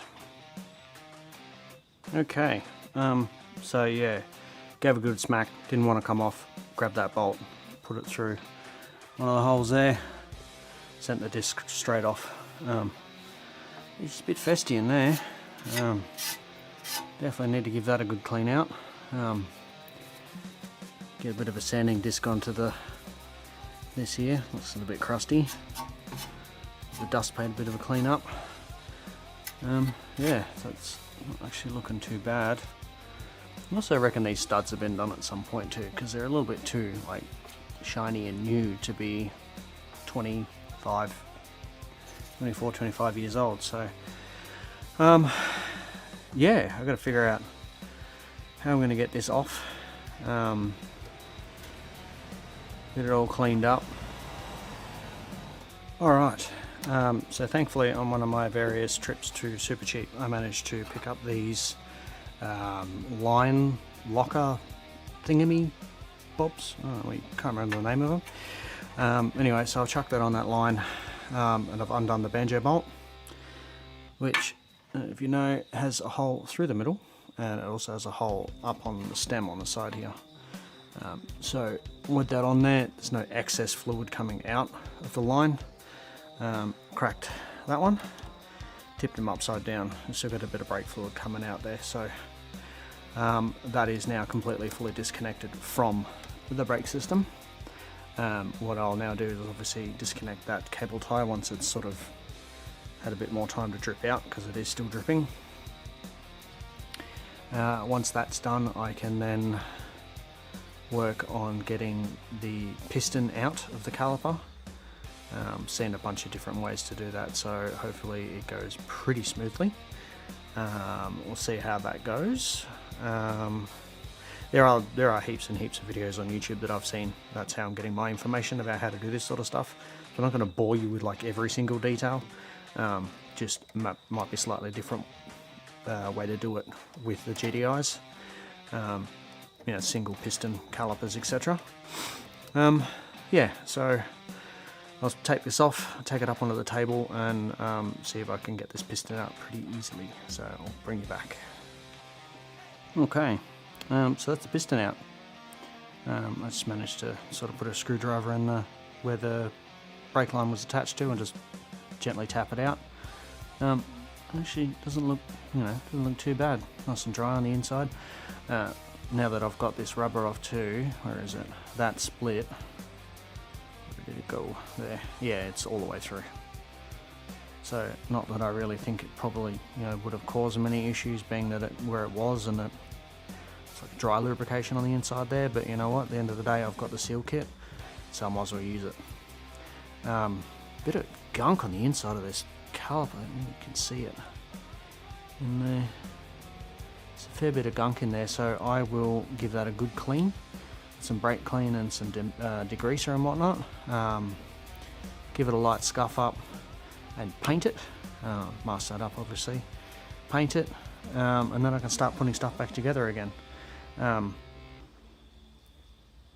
So I'm not really going to probably take you through the other side, both sides one by one, because I did that with the rear.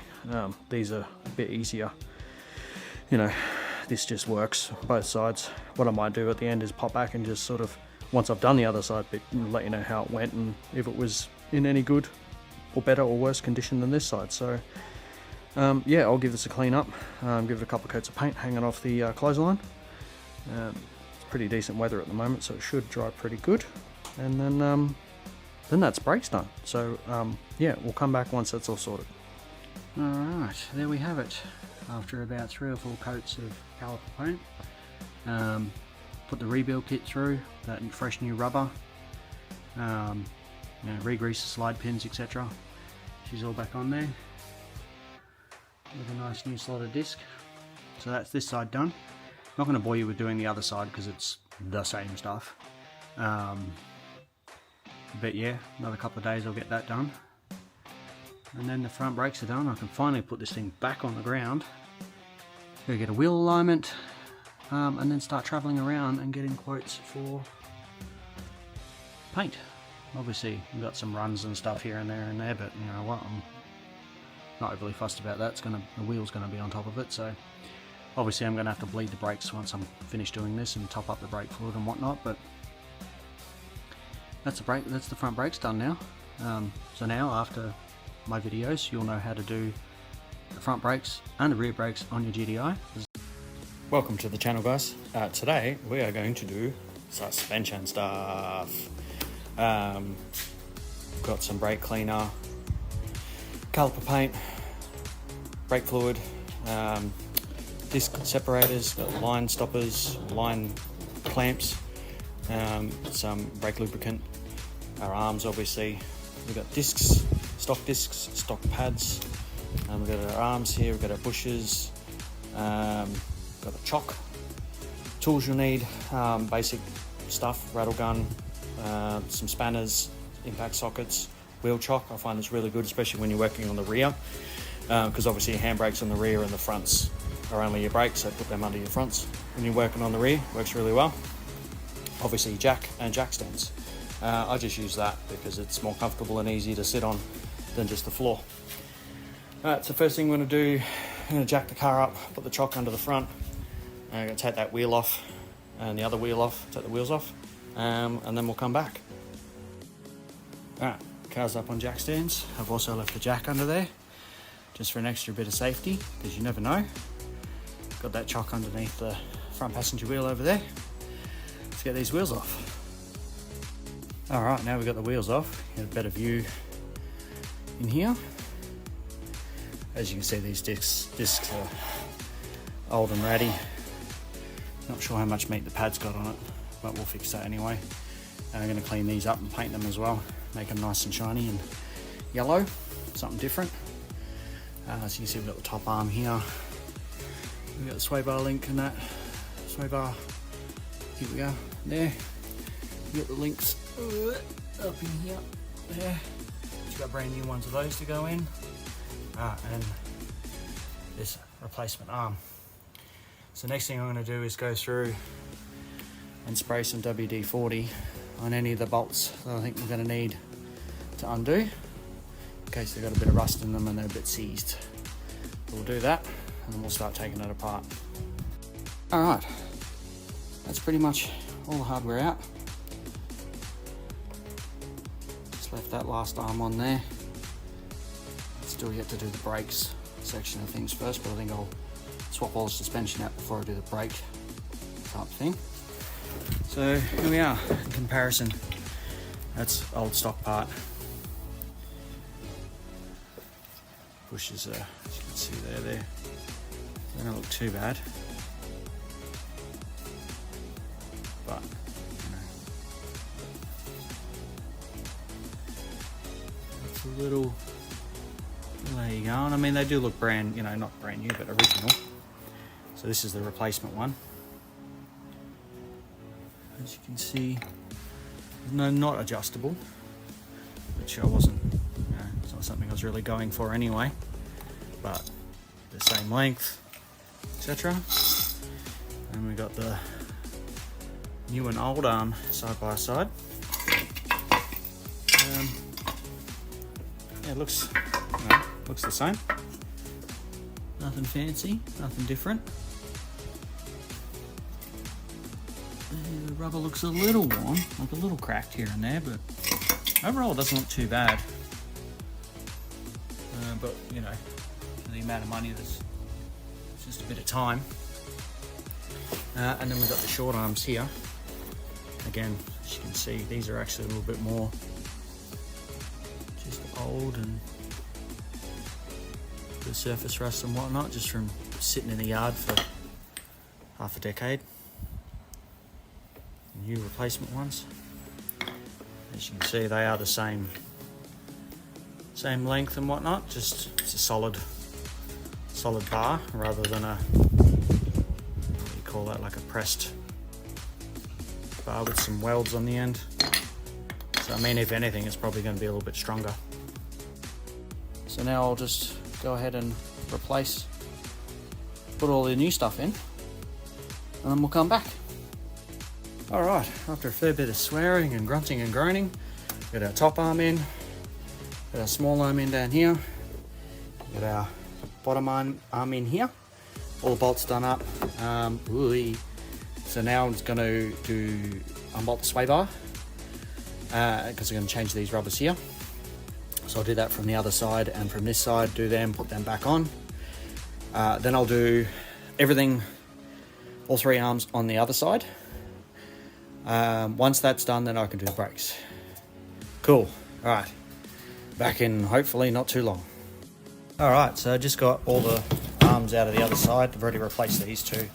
Just got out from underneath it to grab the new fresh arm. A lot of surface rust on this one.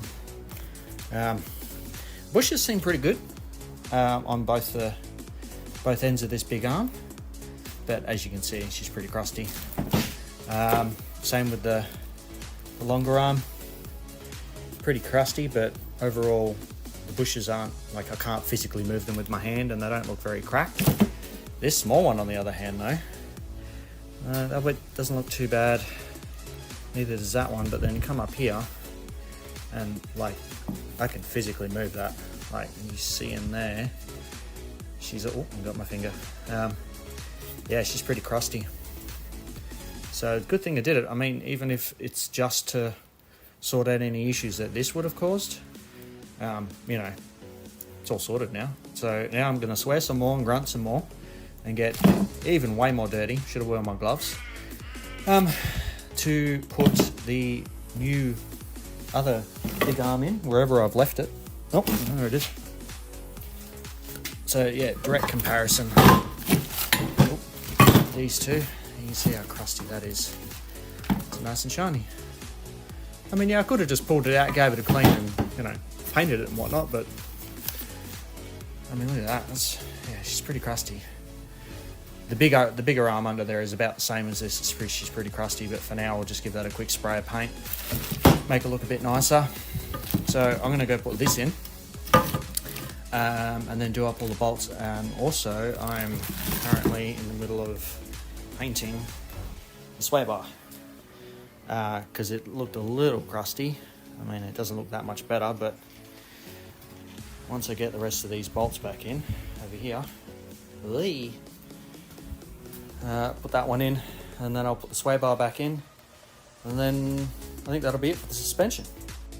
Okay, so the other side's all back in now, so I've just got to put that sway bar in and it'll be all sweet to go. So something that I've learnt, which, look, I've never done this stuff before. I've got a real basic sort of mechanical knowledge. As I've said a few times, like, I'm a window tinter by trade. All this stuff that I'm doing, I'm pretty much doing it for the first time, except for door trims and whatnot. So on this side, what I did is I took out everything. Took out this bar, took out that bar there, took out this bar, and then put everything back on. It was quite annoying. I had to get the jack underneath, like under here, to lift it up to try and hold it into place to get everything to line up, and it was a real pain in the butt. It took me probably about an hour to do this side, but as things always go when you're doing things like this side took, I think, all of about 20 minutes. So what I did, and what I would recommend you do if this is something that you're doing at home as well, swap the bars out. Like, put the jack under here, get it up, take this bar out, for instance, put the new bar straight in, straight away. This bar over here, same thing. It's a bit tricky because the bolts that go sort of up under here can be a bit tricky to line up. So what I found with that one was, if you put those bolts in just like 1 or 2 turns first in here, and then you can get this big long adjusting bolt in there after that, and then do everything up. This one's pretty straightforward. Same thing, put those 2 bolts in there in a couple of bits of the, like, couple of turns, then put this bolt in, do them up, away you go.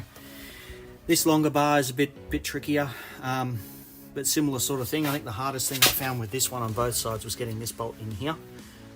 Getting this part to sort of slide over was a bit of a pain, but basically I jacked it up and started getting some pressure on it, and then bashed the crap out of the top of the thing. I'm replacing them anyway, doesn't matter. I hit that a few times with my mallet, and it just fell down over it, and then pushed the bolt through. So that's all done. So I'm gonna go get my painted sway bar and put that back in, and then it's time for brakes. It might even break for a part 2.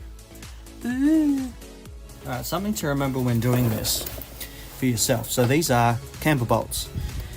These bolts here, as well as, it's a little bit hard to see, but the longer arms where they're mounted to the chassis up here, and these bolts over here for these lower arms way here. So these bolts, when you take them out, you notice that one of the sides is flat, and the other side of the bolt here from the front is it's got like an oval shaped just call it a washer that's kind of mounted to the other side of this bolt here. So bolt goes through, this is the nut. So this is what they adjust when they adjust your oh my goodness, my brain's not working, your wheel alignment. So depending on which way this bolt is sitting, it either pushes the arm out or brings it in to adjust the toe on your back wheels. Same with the other longer arm up there. So what I did before taking these out is I took a photo of this side and the other side as well. The other side has this like a little divot in it. So you're going to line it up with this bit. This bit here is like being the top and the middle, and this bit obviously down the bottom. So once you've got everything, like what I just did, once you've got everything back in and all ready to go, you loosen this nut off here.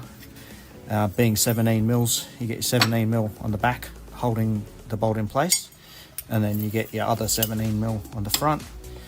You loosen it off a couple of turns, and then you pull the spanner that's on the back nut, and that moves the whole thing around, and you'll see the arm come in or out. And mine was basically about square, like straight up and down. Once you've got that in place, then you tighten this nut back up, and that locks that in place. For you tyre guys out there, you obviously already know this sort of stuff, but some of us don't. So it's a little bit hard to see. Let's see if I can get it zoomed in here. That one right there. So you can see that this bolt up in here, let me get my finger, this one here, that one is a caster bolt as well. So your lances and whatnot won't have that sort of level of adjustment because they are a real basic sort of thing. This is, you know, there's lots of different arms and whatnot under here, whereas the lances and some of the basic ones, satrias, aren't like this. So yeah, just a little tip with the caster bolts there. Make sure your caster is relatively close to what it was originally. Obviously you will need to get a wheel alignment, which I will need to do in the next couple of weeks. And they'll put that up on their machine and tweak everything and make sure that the rear wheels are properly in caster and toe. So that's the video for this week. As you can see, we've got those new arms in there and the new lower arm down here, and the new bushes for the sway bar. The sway bar links were actually different. They were sort of slightly different than these ones here, but I had a good look at these ones, and they're perfectly fine. They're working okay, so I'll leave that for now. One of the other big ones was this washer that goes, this rubber that holds this arm up in here, but that would need a machine to press it, which I don't have here at home. So I'll leave it for now, and when I get access to more better tools, etc., and perhaps somebody's hoist, I'll do it on that. Yeah, so as I said, so tips with this one, like on the other side, the driver's side that I did second, I didn't actually take this out at all, the strut out at all, the spring. I didn't need to. I just, pulled the big arm out there and then replaced it with a new one. And then I did the little one, and then I did this back one here. And the the sway bar in between. It was pretty easy. So yeah, I mean, this side, as I said, took me probably about an hour to do. Lots of swearing and grunting and whatnot. It was just more difficult to get sort of, in there. Using my impact gun, my rattle gun, could only really use it, so like on this one just here, and these ones up under here, but couldn't use it on the ones behind that mount that small arm in there, etc. So I had to use my spanners and ratchet spanners and etc. So it wasn't too bad. And yeah, I said the other side took me about half an hour. So I mean, the next time I do this, it'll be a lot quicker because I know what I'm doing. So next week's video will be the brakes, where we'll take the caliper off. I'll mask everything up, give that a nice bit of a clean and a paint. We've got some bright yellow to go on that, some new discs and new pads. We'll go through the steps on that as well. So that's it for me this week. Yeah, I'll get started on this other stuff. Still waiting on a couple of things for the front end, the tie rod ends and whatnot. Still waiting on them, hopefully pick them up in the next couple of days. Once I get the brakes done on the rear end, then I can go back on the ground, and then I can get started on the front, which I'll do videos for, obviously. All right, enjoy the rest of your day. Like and subscribe and all that kind of stuff. It does help. Yeah, that's about it for me. Have a good day. Hooroo. What's going on, everybody? Welcome to the channel. Today we're going to start working on the front end. I'm still waiting for the sway bar. Apparently there's going to be like a 5 or 6 week turnaround, thanks to Christmas and them being, apparently they have to make it. So that is what it is. But in the meantime, we can do these arms. We've got tie rod ends as well as tie rods. We've got some, the tie rod, it says it right there, steering rack boot, because mine is split. So I grabbed a couple of them. Shout out to Anthony down at Burston's in Hastings. If you're ever in the area, you need anything, drop in and see Anthony, say good day, and he'll help sort you out. Assorted tools, sockets, spanners, driveway gloves, as well as the wheel chock for the back wheel, because obviously we're putting the front up in the air. Safety jack stands, jack, and little, I don't know what you call it, dog and bone, little thing to cruise around on under the car. So let's get these wheels off, and then we'll get the front end up in the air. Alright, so the car's in the air, got jack stands under there, got the front wheels off. So I'll just bring you over here, show you this. So you see here we got, it's interesting, there's a random zip tie sitting there. Didn't put that there, that's weird. Anyway, so as you can see on the front, the brakes are just as manky as they were on the back. They'll come up really nice with a bit of paint.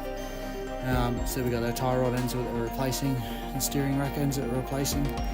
And you probably can't see it, it's a bit too dark in there, but there's the boot, steering boot up in there. But one thing that you might notice is drop link. That's the sway bar drop link, which turns out the kit that I got from Malaysia doesn't actually have one. The kit from Malaysia seems to be more for like the Evo 123s. These drop links are slightly different. It has this ball bit at the top, but then it ends up mounted straight rather than back at the same angle. As you can see there, both sort of face out. Yeah, then the strut. Obviously we've got the brake line there, and the drive shaft back here. That looks pretty festy. So I'm gonna have to try and, hopefully I don't have to, but I might just take that off just to clean it up anyway, so it looks a bit better. These wheel studs I reckon have been changed at some point too, because same as on the back, they're actually quite nice and still anodized close to the brake pad, the disc. So that's that side. So, you know, pay special attention to the fact that the sway bar exists and the drop link exists. So we'll come up around the other side over here. So as you can see, disc, as I said, it's nice. It's actually pretty clean on the inside there. Again, the brakes are a little bit rough, so we can give them a nice clean up. A random zip tie on this side. But if we look over here, no drop link, no sway bar. So you might not be able to see it on back down in here. That's where the sway bar snapped. So as I said, I got one of those coming. Probably looking at pretty February by the time it gets here now, though. But I can change everything else over in the meantime. So yeah, apparently that's a really super common thing that these sway bars would snap. The guys on the Facebook page mentioned that apparently it was a recall back in the early 2000s with these, that the sway bars would snap so much that yeah, they put a recall out. Obviously this one was missed. So yeah, that's fun. So being that the path that the sway bar takes, which is up through here, there's no way to get it out without dropping the subframe. So it looks like I'm going to have to get under there and drop the subframe either out completely, which I don't particularly want to do, or just drop it down, you know, pull the bolts out and put the bolts back in a couple of turns, and so the subframe can come down enough for me to pull that out without having to disconnect anything, because I believe it's all steering lines and stuff that have to get disconnected if that's the case. So yeah, so that's fun. So I don't know whether to start by doing that or start with the brakes. think I might leave them to the last, because I do have a rebuild kit for these, for these rubbers up here, and the piston rubber from here. I wonder if we can get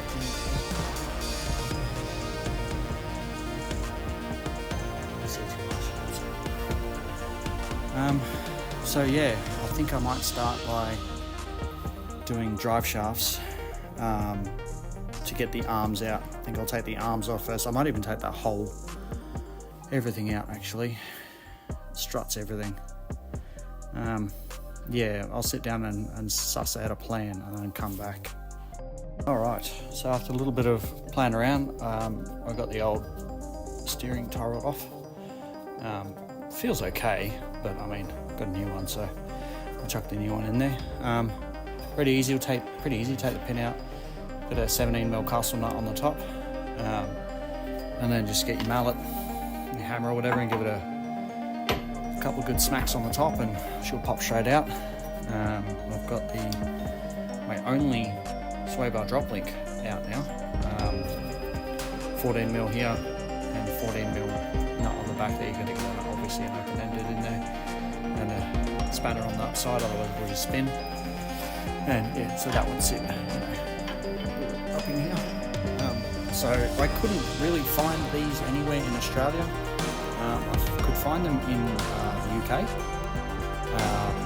Problem with that is they were about close to $50 each. Once you convert them from pounds or euros, whatever they use, into Australian.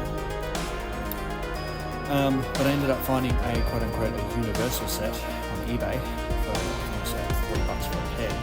So you just, I'll measure this and then I'll cut a bit of thread and a bolt similar to going on the way that this mounts on. So you measure it, cut it down, screw it in, do the nut up, and then you've got your drop links. So now that's off. So I've got the steering rack out off the hub, the drop link off the strut, and what's left of the sway bar. It's just flaps around. It's not meant to do that, obviously. So next thing I might try and do is get this off here and taking the pin out, see if I can get that off, to then pull the hub back. And I won't be able to do that actually. So the problem that I'm finding is that under here, to get the ball joint out, spin around there. So this nut under here is there. So I need to get that out to drop this down to get this entire arm off. As you can see, there's not a lot of space under here. So I don't think I'm going to be able to get my ring spanner in there, because I can going to only be able to get my open ender in there, and I don't really want to do that because I might strip it. So yeah, I'll give that a go, see what happens there. But that's going to be the pain in the ass. If that comes out easy, then I'm laughing. Then I can just drop that arm down, and then I'll probably actually leave it out while I get the subframe sorted. So, which I believe part of it's just here, that bolt, and then it goes straight up. So, all right, I'll keep having a go, see what I can find, and I'll come back. That wasn't actually anywhere near as bad as I thought it was going to be. It was just a 19mm, just in here. Got a good grip on it. Popped him out. I can't really get it much further past that because obviously the arms aren't really designed to go. That's about as far as the arms are meant to go down and meant to come up. So from memory, it's just a couple 17mm just here, and then another couple over there. So I'll go under and see if I can get them out, and I might bring them along. So we'll see if we can get over here.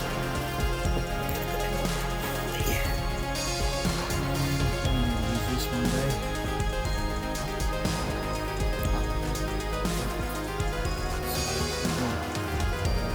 These two just here.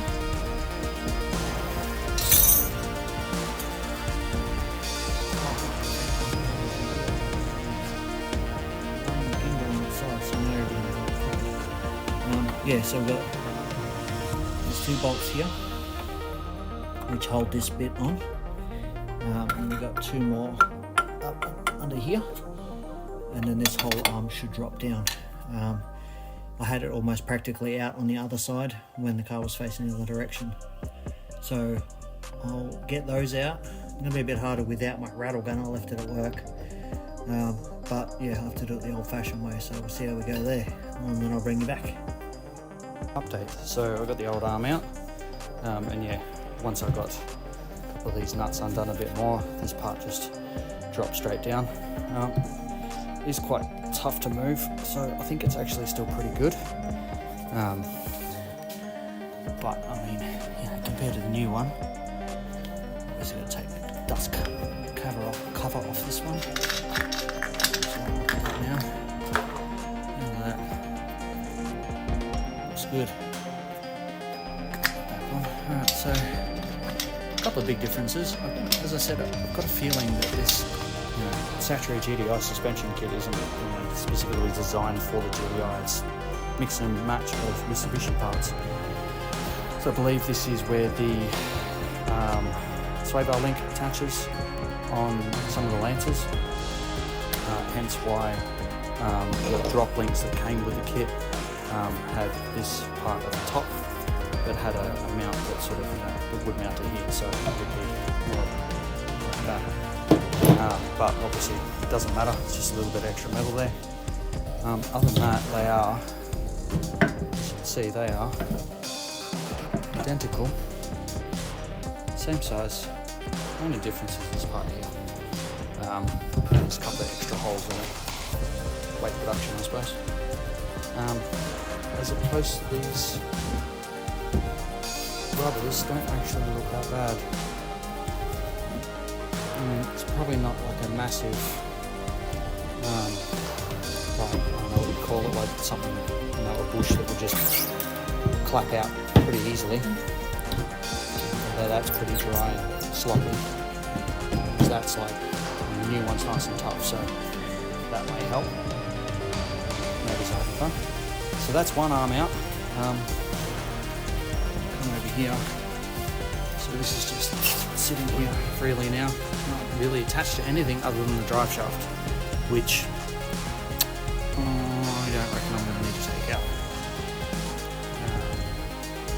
This is just happy just sitting here. I think I will leave the brakes to the very last. I'm thinking we'll go over and get the other arm out, repeat this process over the other side, and then we'll come back and go from there. Well, the passenger side's finally out. That was a giant pain in the arse.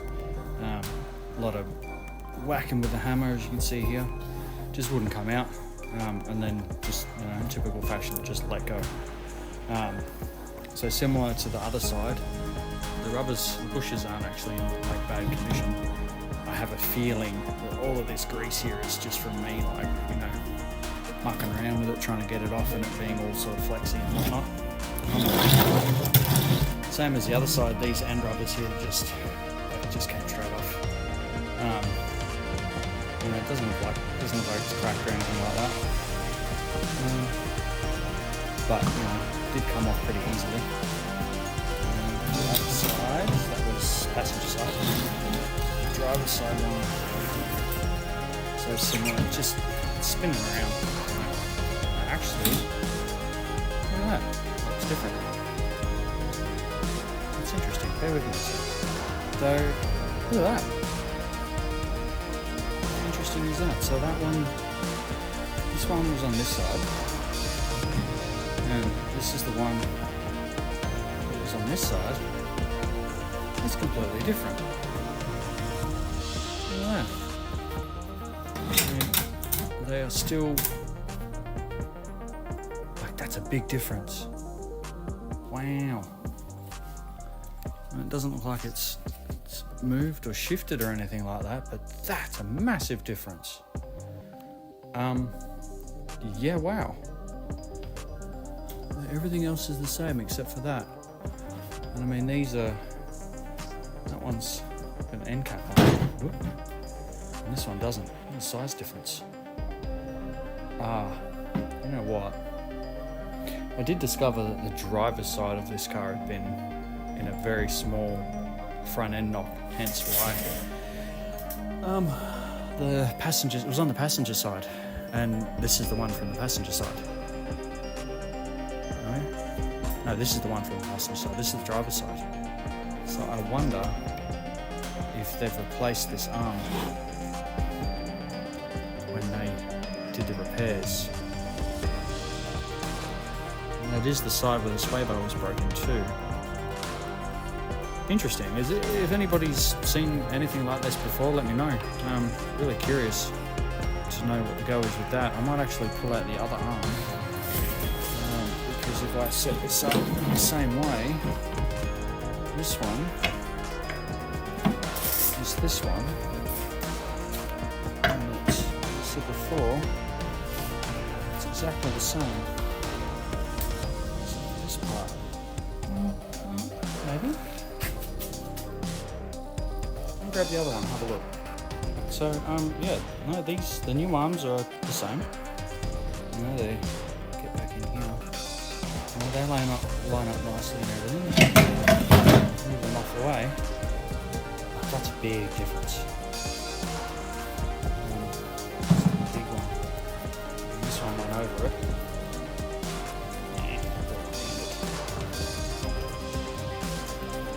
Went all the way on it, so get it off there, right? A little bit. So that was on about there. Interesting. Okay, well, alright, well, so that's the front arms out.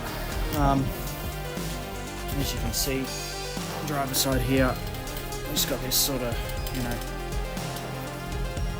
just loosely, just hanging in there.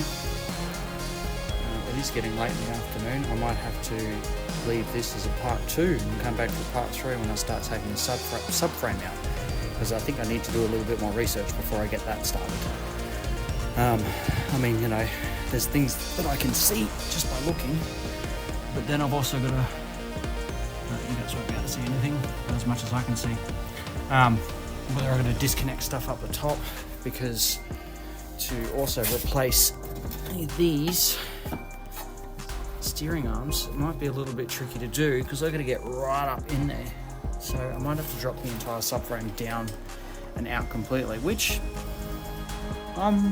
wouldn't hate, because then I can clean him up and give it a nice coat of paint, make it look all fancy and new looking. I think it'll just be a little bit easier with those arms, put everything like that back in.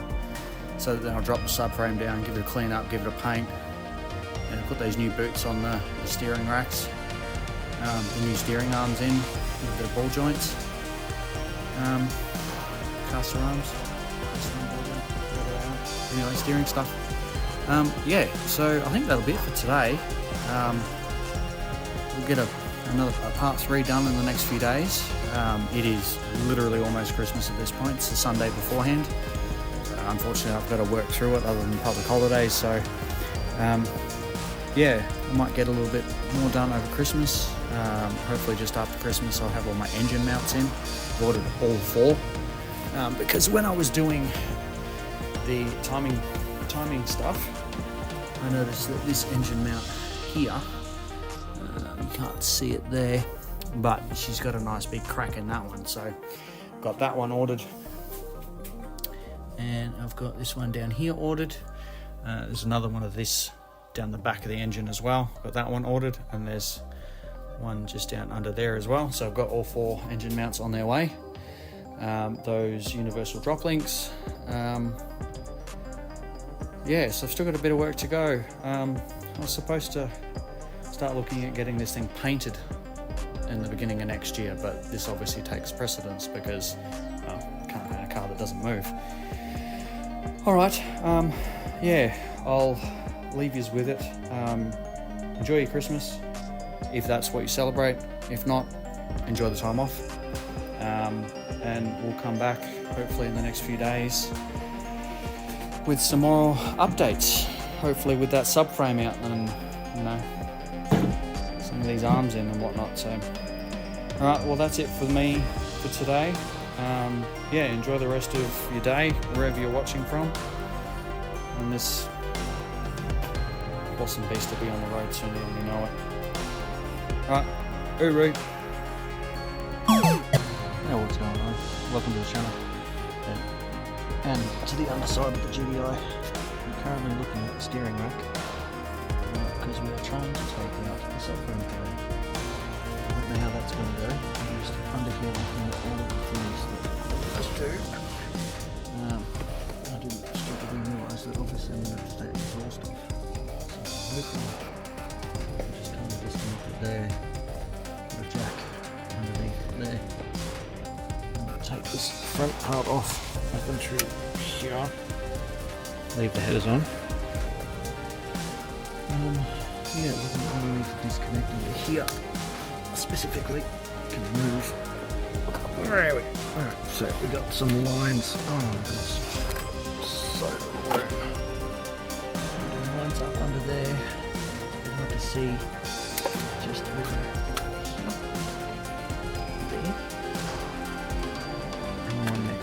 They're the lines that are connecting to the steering rack itself.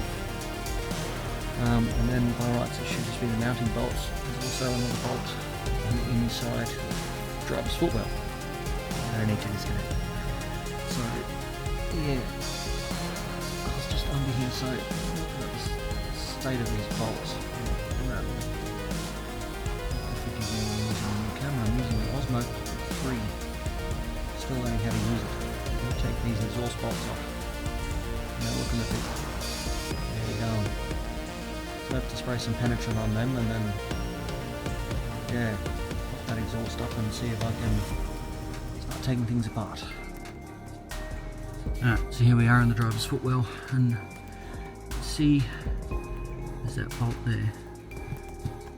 Right. There. So we're going to undo that bolt there. And I have a feeling it should be able to just pop that up on this side, and then when I take the subframe out it'll just fall out. That's the plan. Been watching a lot of Evo tutorials on how to remove the subframe, and everything is kind of the same but different. Some that bolt's like in the engine bay under the subframe. You can see it poking into the top of the power steering rack, but that goes into the top of the power steering rack. And notice there's also a zip tie already around the rubber there, so I'm feeling this thing's been out before, but we'll see. Alright, so we should have the steering column disconnected now. We've got those two lines there disconnected as well. Now we need to take this lower support out. So these two bolts there, all the way to the front, and we've got these two bolts there. I'll take that. Also need to disconnect these engine mounts just here. There's one here and one at the back. The good thing is I have all new engine mounts coming hopefully in the next couple of weeks, so I'll go back in when everything goes back together. Alright, I'll take these bolts out, see how I go, bring back. Alright, and that's the first part of the subframe off. It's a bar that goes from one side to the other. Put the jack there just as a precaution. It's not actually lifting the engine, it's just kind of holding it in place. I didn't want to put any extra weight on those other two mounts. So everything's off there. A bit oily under there, but I think it was all coming down from the rocker cover, which I replaced, so it's all good. Alright, here's the subframe. There's a lot of oil there, as you obviously. Engine mounts don't actually look that bad. They look like they're... Ah, wow, actually, on second thought, that, I reckon I can pull that whole thing out. Yeah, that one's cooked. This one's not too bad actually. So the front's gone, back's not bad, but as I said, I've got replacements coming anyway. Kind of balancer thing, same with that, a bit weird, the underside. I will give that a bit of a clean. I'll take these mounts off anyway, so I'll give it a clean up, maybe a lick of paint underneath, make it look a bit better. So that's that out. So it was two bolts on the front and the back, and these ones, once they were out, just came down, easy as. Alright, off to the exhaust now. Alright, that's the exhaust off. It wasn't as bad as I thought. Had a bit of a brain fart moment when I thought, oh, how am I going to get this O2 sensor out? I just disconnect it. I mean, it doesn't look too bad. Look at that. It doesn't actually look too bad. It's just there's a lot of this shit on it. So, I mean, in the perfect world, I do want to get the exhaust redone on this because it's just ugly. Yeah, I don't know. I'll figure that out later. But that part's out, so now time to start taking the subframe out. Alright, got both subframe bolts out. Got the jack holding up one side. So now I'm going to slowly let it go. And hopefully you don't see some disaster.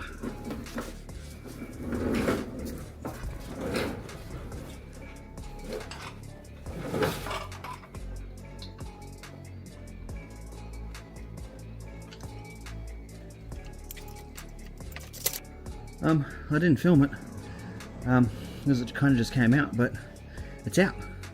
It got caught up on the end of the steering rack on the inside, and then I stupidly forgot to undo a bracket that's like right up the back here. That's where one of the lines was plumbed into. I was like holding it up here, pulled that out. But now that's it, subframe's out. So I'll drag it out and then we'll have a look at it. Alright, subframe's all out. The steering, this part doesn't look too bad. This side is the driver's side. Driver's side doesn't look too bad. The boot's still all there, not split. It's all dry. It looks a bit of shit here and there, but and that looks good too. Everything looks pretty good. Now, most of this is power steering fluid. Oh goodness, get used to this. This on the other hand though, this is completely split. That left the chat ages ago. All of this, oh, there I am, all this old residue. It's just, compare it, come around this side. As I said, that's all the power steering fluid that came out when I disconnected the lines, but this split. The color difference between that and that. There's obviously been no leaks over this side, it's all sweet. All good, sway bar. And this side's had all the leaks. This hasn't been touched by this leaking. That's all this down here. So take these bolts off, get the old sway bar off. I've got new washers for these anyway, so I'll clean these up as well. Once it's all cleaned up, I can then replace all the arms and find somewhere to store it until my new sway bar gets here. Yeah, that wasn't as bad as I thought. Subframe, all cleaned up, all painted. So, busted sway bar, but it should look like. So, I think I'll leave that it for today. What's going on, guys? Welcome to the channel. Today we're going to get onto these tie rod ends. Let's have a look. Alright, so get the old steering rack out. The good side and the bad side all gross because of that split. All the grease has gone everywhere. So we've got a new ends here. With new pins and grease nipple. New tie rod end. And the new boots. Little bit bigger, but still the right length, etc. So they'll be all sweet. We've got a 17mm for the bolt, 19. We'll try and get it around here. Side cutters for zip ties. Zip ties, obviously, I've got somewhere else. Something like this to get around this part here. So you're going to need to unscrew that. I don't have any special tools for that, and some gloves because that's just gross. So we'll start with the good end first. We'll get this boot off. Get this off here first. Get the boot off, get the old one out, get the new one in. And yeah, hopefully, cross fingers, touch wood, it's all good, goes together well, smoothly, it's all good. See how we go. Quick update, put my multi-grips on here, the 17mm, got it cracked. So now we're going to line this up, kind of do it back up, not super tight, but tight enough. And then what you're going to do is wind this out and count how many turns it is. So compared to the rest of it, it's like pointing up, so that'll be, you know, our start spot. We'll spin it around, back around to the top, that's 1. So I'll start doing that. Alright, so starting from here, so we go 1, 2, 3, 24. So 24 turns gets off. So you gotta remember 24 when we do the next one. Alright, so we've got the side cutters under the zip ties. So cut them off. So what we're gonna do now is just get some WD-40. I'm gonna spray it in along here. Hopefully we'll make this easier than just slide off and not get stuck on all the dried rough bits.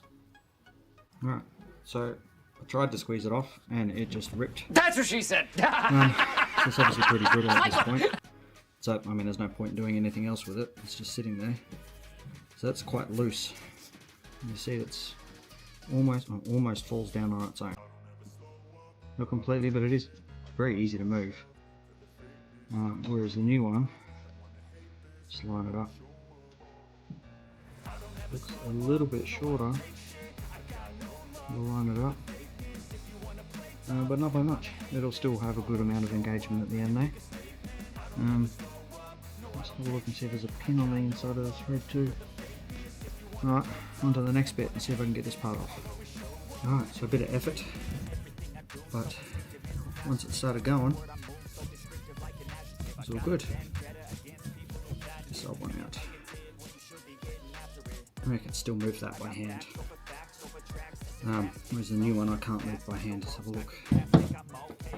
Same one, new one. Yeah, I can't move that at all.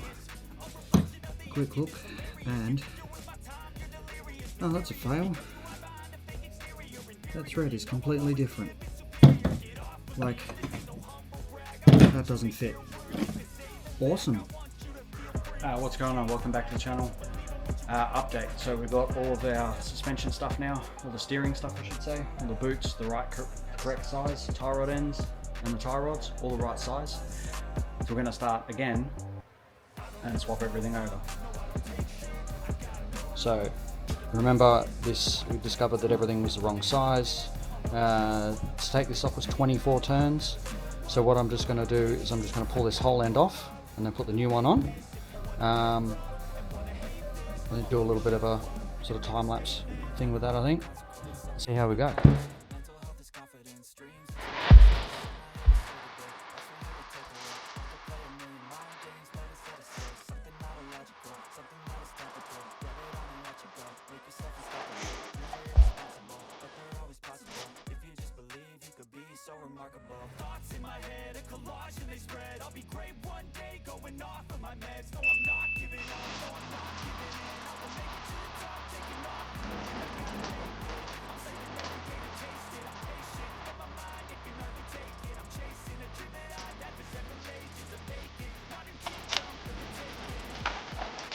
Alright, so that's it. It's all back together. I'm just going to put the zip ties around here. It's going to give this sort of surface in here a little bit of a clean up first.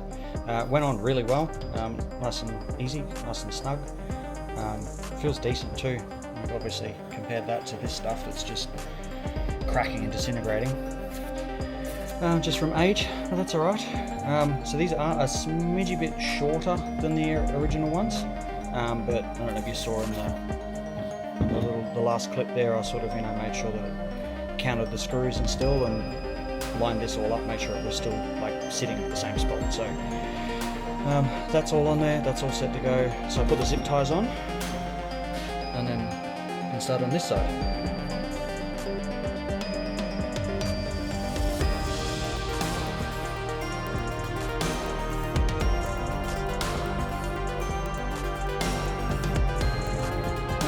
So that's that end done, that's that end done.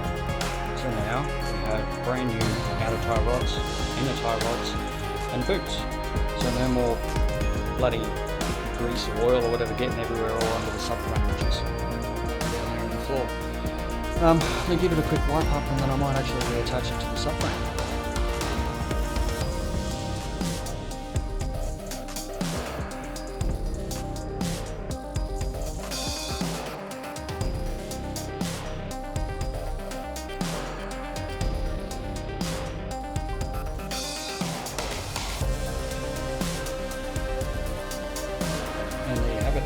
cracks back in the subframe.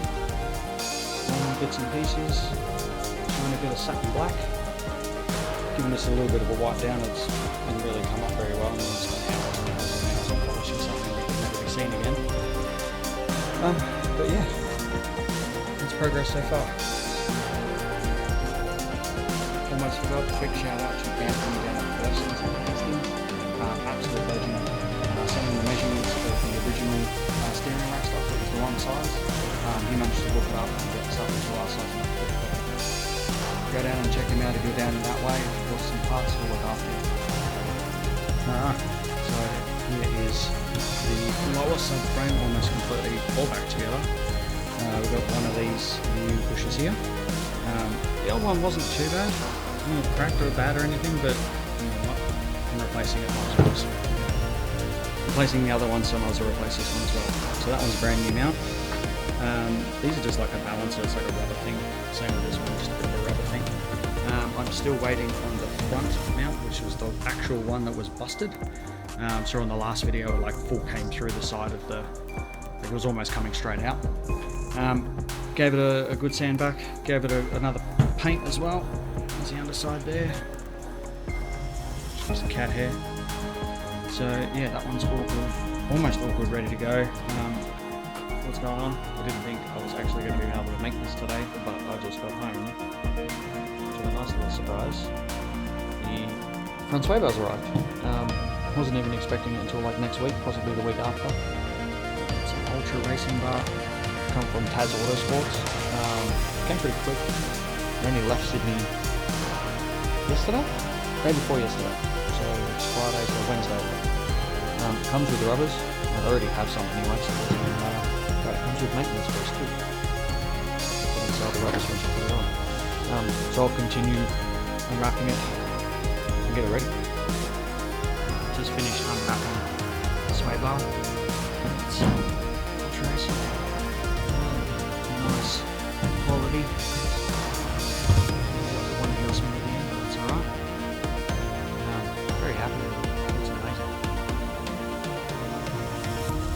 Alright, new sway bars on the subframe. You can see the other day, yesterday actually, made up the adjustable, customizable sway bar mount. It's another eBay jobby. So that's all on there. Now the next tricky part is I got to try and get this back on the car by myself. That's going to be interesting. We'll see how I go. And there we have it. Subframe is back in, finally. Wasn't too bad, I guess, other than it being really bloody heavy and awkward, but I sort of put a jack up onto the other side and slowly lifted that side up as I grunted and groaned and swore and sweat and all sorts of fun stuff to get these other bolts in. So all the bolts are in now, subframe's back in the car, and I just need to, you see here, put the steering knuckle back on, jobby there, and then the links back here, and then it'll all be finally finished. The whole thing, the whole reason for this whole thing was the bloody sway bar, and then, you know, all the boots and stuff like that. So that was a mission. There we have it. It's one side done. I haven't done the passenger side as yet. It's getting a bit late. I started this when I got home at about, I don't know, started about 3:30, 4 o'clock. It's now 7. Can't exactly be using the power tools, otherwise, you know, might piss the neighbours off. But this whole side is done. This is all done up. This is all back on, the pins in, arms back on, all done up under here and whatnot. She's, oh, there we go. All new hardware under here. This one, a sway bar, all this, all new. Next will be the brakes. Once I get the other side on and done, which I'll probably tackle in the next couple of days because I'm buggered and filthy, need a shower. Yeah, so the subframe was a giant pain in the ass to get back in. I had this side all pretty much had this bolt in, and there's like another 2 up under here. I got this side on okay. but I just couldn't get this really long bolt here on the passenger side in. Just wasn't lining up properly, so I had to come back over this side and let everything out a little bit, wiggle it around and get it in. Definitely don't need to do my workout tonight. That covers that. Now, what's going on? Alright, so we are now on to engine mounts. I've completely put the subframe back in, plumbed it in, everything like that. So we've got 4 total. We've got this one down in here. And we got that one down the back there. It's a little bit hard to see, so I can zoom in. It's that one there. So it's number 2. And then we've obviously got so that's that one there on the timing belt side. That's that one on the gearbox side. And then we've obviously got your front engine mount on the lower subframe, as well as the back one. I haven't put this back in yet after doing the subframe. All nicely back in there with all the new good bits and pieces. So obviously to do these ones you need to first prop the engine up a little bit with a jack to pick up the slack. Then you want to undo these bolts front, back. You've got 2 here as well as 2 up the back there. This whole front lower subframe pops out. It's just a simple case of making sure they're in the right orientation as they were before. Chucking them back on. I will put this back on, which will help support the engine as well when I do the other ones. Do these ones here, and then I'll go through how to do these ones. Alright, bear with me. Alright, so that's these 2 done. One down there, and obviously the other one's like down the back in there. Wasn't super straightforward. This one, the back one was okay. This one, the hole didn't quite line up properly. I ended up loosening the 2 mounting bolts here and here off a little bit, so it got some wiggle room, and then managed to get it all in, and then all the bolts done up. This one here, this bolt there, let me zoom in, was actually wasn't too bad. Just had all the extension bars on my socket. It was pretty easy. The other one that's down here is a little bit more tricky, but I got there in the end. So now we're going to work on this one over here. So I've already still got this attached from dropping the subframe. So I'm going to take this bracket off here to make it a little bit easier. Just 2 bolts here. And then this one on the top here to get the aircon hose off. And then we got a long bolt that slides through, and then we got these 3 here. So still got the jack underneath up on the sump, just a little bit of pressure on the bottom of the engine to take the pressure off the engine mount. So we're going to do this one next. Now, that's all the bolts out. So obviously we had the one here, took this bracket off, left the pump back on there. Got a 14mm down in here. We've got 2 14mm nuts there, and then 1 14mm bolt there, and there's a 19mm nut down here. Just sort of push this out of the way. Whoops! Well, that hit the floor, that's a bonus. So now that I've got that 19mm off this side over here, I can just push, and then this pulls out, and it goes through. So the 19mm was on this side, and as you see down here, the 14mm was on this one. And now we can, which is actually mounted to the engine bay itself. So now I've just got to try and get, as you can see, it's free. So I've just got to try and get it, basically that's the tricky part, getting it through there. So I'm gonna have to use both ends for this. Okay, there we have it. What I ended up doing was just jacking up the engine just a tiny little bit more, and just pulled that out. So I noticed when I did all the timing stuff on this that this engine mount here was split. Split all the way through, look at that, on that side too. So that's the busted one. I'll put it here. And there's the new one. So as you can see, it's all good. And they are thankfully the same. Because I would have been absolutely fuming if they were different, because I actually had a lot of issues getting this one. So that top bracket's a little bit on a different angle, but that's okay. It'll still work. Yeah. Friggin' eBay seller was like, oh, we have it in stock. A month later, still hadn't sent it. No tracking, no nothing. Went in and saw them. They're like, no, we have it in stock. We'll send it out to you tomorrow. Express post. They didn't. It wasn't until I actually raised an issue with eBay that they, you know, promptly went and picked it up from their supplier and sent it to me. So it's literally a case of just lining these holes up, if I can. Try and do this one-handed. I'm going to push in a little bit. Where are you? Oh, hang on, 2 hands. So once again, a little bit of a... Oh, scratch the cover there, but that's okay. A little bit of force. She went in pretty well. So I'll start putting all these bolts back in again. I'll bring you back. And that's it, all done. These are back on here. The brackets are done back up again. As I said before, that still fits nicely. We've got all those 3 bolts down on there. Got a big one at the back here. This one at the front. Jack's now off the engine and she doesn't move. So I've got a feeling that the other engine mount down in there is actually going to be okay. So 2 out of 4 were buggered, but we've got to see how to do this one. That took me all of about, I don't know, 20 minutes, 25 minutes. This one should be interesting because of how far down it was. Now, when I was underneath yesterday, I could actually see the bottom of it quite easily. So it might be a case of doing, you know, a little bit at the top, a little bit at the bottom, but airbox is going to have to come out first. I've done this before, but it's actually really easy. It just comes out. Just let's take this filter out if I can do it with one hand, which I can't. But anyway, so we'll take that out and then have a look. Probably have to take this off too and disconnect this whole section here. So I'll have a look at that and come back. Yeah. So all of about 30 seconds later, I've got the airbox off. Very easy, obviously, just undo this, undo these clips, pops out.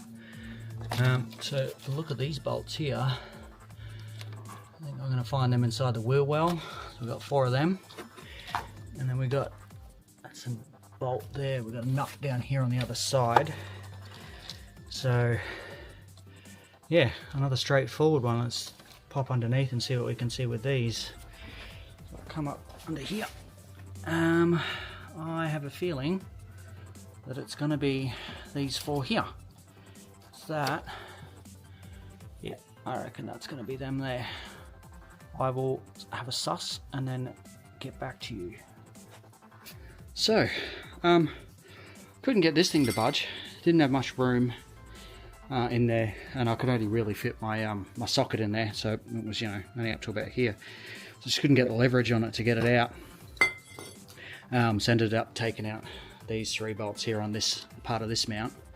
Once again, good news, they are the same, thankfully.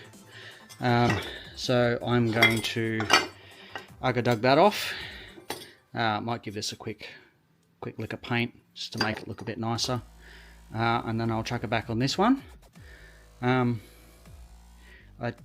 did drop one of these bolts down inside the rail in here, so I was right, it was these 4 here. This one here has dropped down and it's sitting about here, so I've got to try and get that out. I don't know, I've got one of those little long skinny magnet grabby things, so hopefully that'll work. So you got to be really careful taking them out. So yeah, I will do that and then we'll come back. So that was a mission. I worried for a second there, thinking that it wasn't actually going to come out. The bolt's quite chalky, which is odd. You see in there. Also, yeah, she was on her way out. It's starting to split here. You see just there. This side, I think there's cracks forming. Yeah, look at that, cracks forming on this side too. So yeah, good thing I had one good engine mount out of all of them. So I'm glad I got all of them. Alright, so now that's off. Yeah, we'll give this a bit of paint and we'll start chuck everything back on. Okay, and there you have it. I can't really see it, bloody hell. The engine mount, new engine mounts down there. Nice little lick of paint.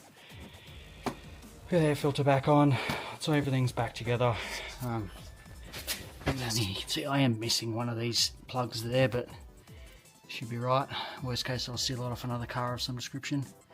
But that's it. So that's how you change all 4 engine mounts on your GDI. Just want to tack onto the video from the other day about the whole subframe thing.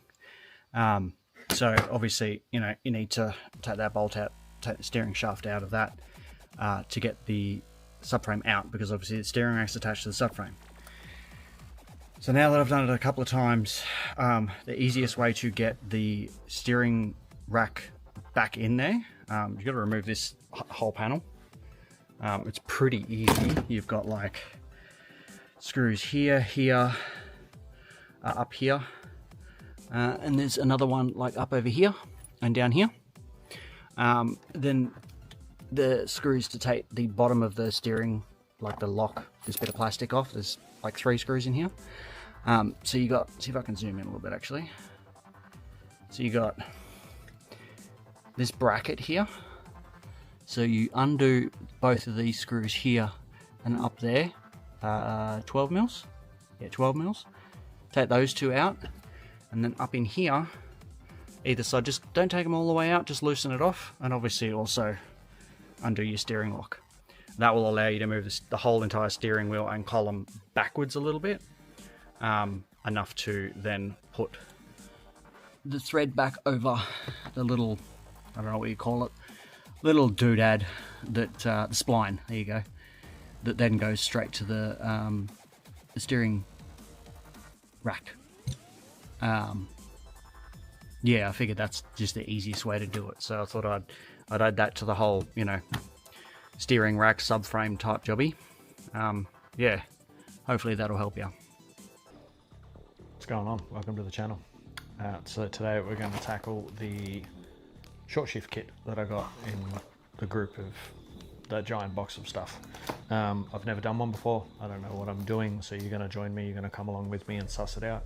First thing we're going to do is you're going to take the center console out. I'll show you how to do that, and then you're just going to come along for the ride, and we'll do this short shift kit together.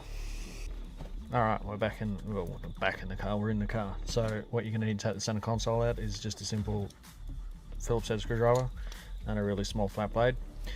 First thing we want to do is pop out this little cover here, screw cover. Like that. I'll just throw that away. Alright, so you got one screw here, and then in here we've got, get that out of the way, we've got 2 screws down in there, just there and there. So I'll take those out, those screws out, and then we'll come back. Alright, so we've got that screw out, those 2 screws out, this screw out here. So basically what you want to do is pull it up from the back, and then it comes back there. That's right, now I've got the stock handbrake in. You just sort of grab the, loop it over like that, there we go. There we go. So now you just kind of got to grab it, lift it up. There we go. Just also helps if you're in first, third or fifth. Pull that up out of the way. That's out. So there we go. There's the handbrake. Now we're going to take this out. So this one's, you've got one screw there, and then this all comes out as well. So we'll do that. We'll do that while we're here. Riveting stuff to watch. I hope everybody's having a good week, day, whatever you want to call it. The weather's finally starting to change here in Melbourne. It's not as, I think we had 28 or 29 yesterday, but it's like 22 today, 23 tomorrow. It was like 19 the day before, getting down to about 11 overnight. Also filming on a slightly different camera. Got myself a DJI Hero 4 for free, which I'll go into a little bit later. Alright, so that pops out there. So you got those 2 screws out, this pops back. Now I've got to take the shifter off. Forgot about that. Unscrew this bit here. And what you'll find somewhere. Ah, there's a little Allen key bit here. So we'll tap that out. So I will stop and I will go get that. Okay, so yeah, just the one Allen key bit there. And the knob comes off. Take that bit off as well. So you basically just kind of lift it up. Now, what also helps at this point is if you take the handbrake, no, actually, I'm going to leave that off. Take that up and then out like that. Put that in the back. Alright, so there's the shifter assembly. So, the looks of it, 2 screws here, 2 screws there. And we've got a couple of little split pins here and there which takes that linkage off. Interesting. Let's go over to the table and have a look. See what we've got in the box.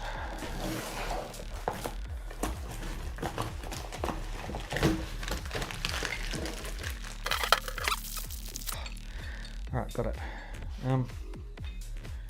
So let me get into it. So that would be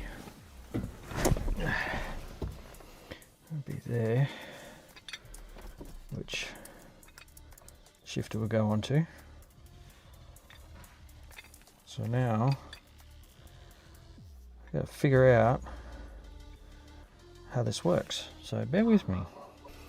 Okay, so I think I've figured it out by putting it next to it. So that actually it looks exactly the same length. It doesn't look shorter at all.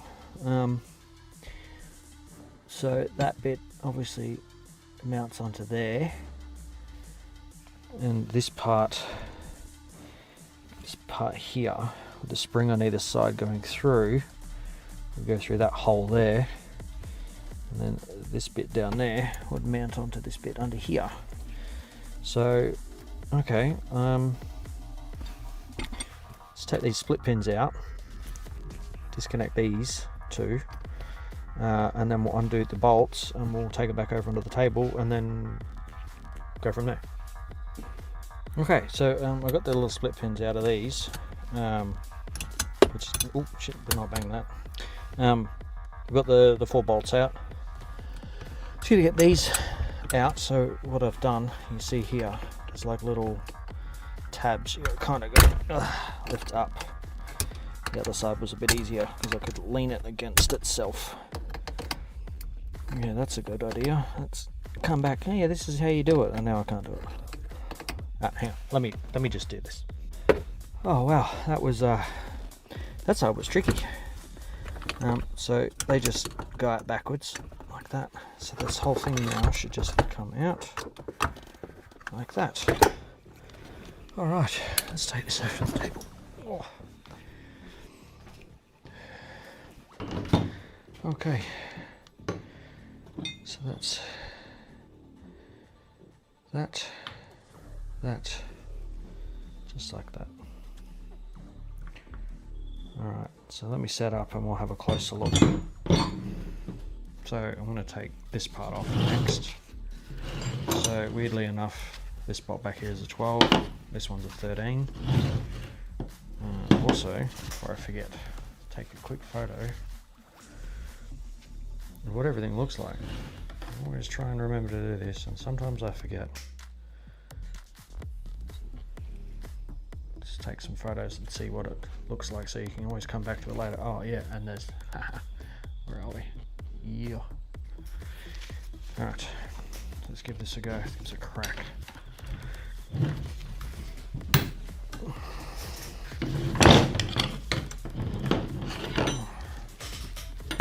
Try again.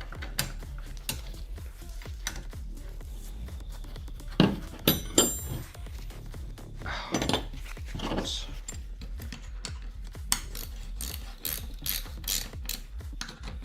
Just pretend I didn't do that the wrong way the first time.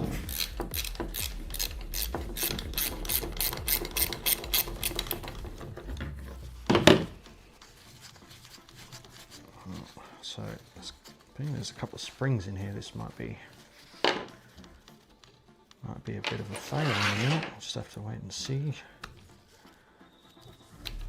Oh, goodness, gloves on, I've got no nails. There we go. Interesting little bush there. Pop the bolt out. Spring. Okay, pretty simple. Yep. And this should just pop out like that. So that's it there. So let's compare that one to this one. It's heavier. It's definitely heavier. Line all the bits up. Well, it's upside down. Line the bits up. Different angle. Where are we? Oh no. Yeah, that way. Okay, that's interesting. So the first thing I've noticed is the stock shifter goes over towards the driver, whereas this one actually goes back. So if you can get it. So that's pretty much lined up there, so you can see the difference. Like that. So, okay, that's interesting. Oh, we got something going on here too. What's that? Little hat or something. Just pops off. Okay. Right, it sits in that little hole there. So just put that on there. Like that. Line that back up with that one, like that. Put the bolt through.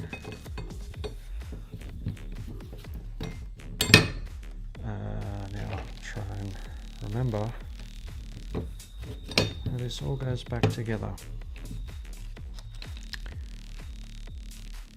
Must be that way. So, spring. This must be riveting for you guys to watch because you can't see anything.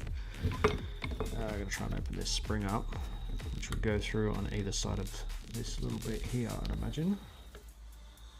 Because that one goes in the hole. I have to try and figure out how to open that and get it over. I'll be back. Alright, so I think I figured it out. We've got a flathead. Just open up the spring a little bit. Put my washer down here. So I should be able to just pop that over there. What I'm a bit worried about is the fact that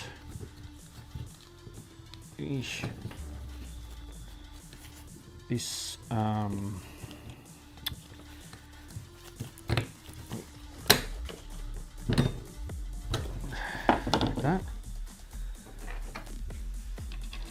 that on there. Why is that? Like that. That one. This one, and then this one, and the nut. So what I'm a bit concerned about is the fact that this stock one, this bit here, that goes all the way through. When the bolt goes through that, it's quite, like it holds it in place. Whereas this doesn't, it's kind of like, the hole's a lot bigger, so we'll see how this goes once that's done up. Also, because I might even actually just not end up using this at all because it may not even work. So I'm just going to try and get this back over like that. There. But hopefully doing up this bolt will make it hold it tight once everything's sort of sandwiched together. Because obviously you don't really want to do an upgrade if it's not actually going to be an upgrade. Alright, that's not really tight.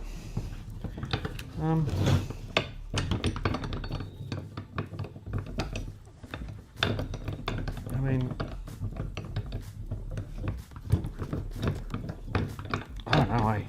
feels weird. This bit here is loose too, so I might jump up and grab an Allen key.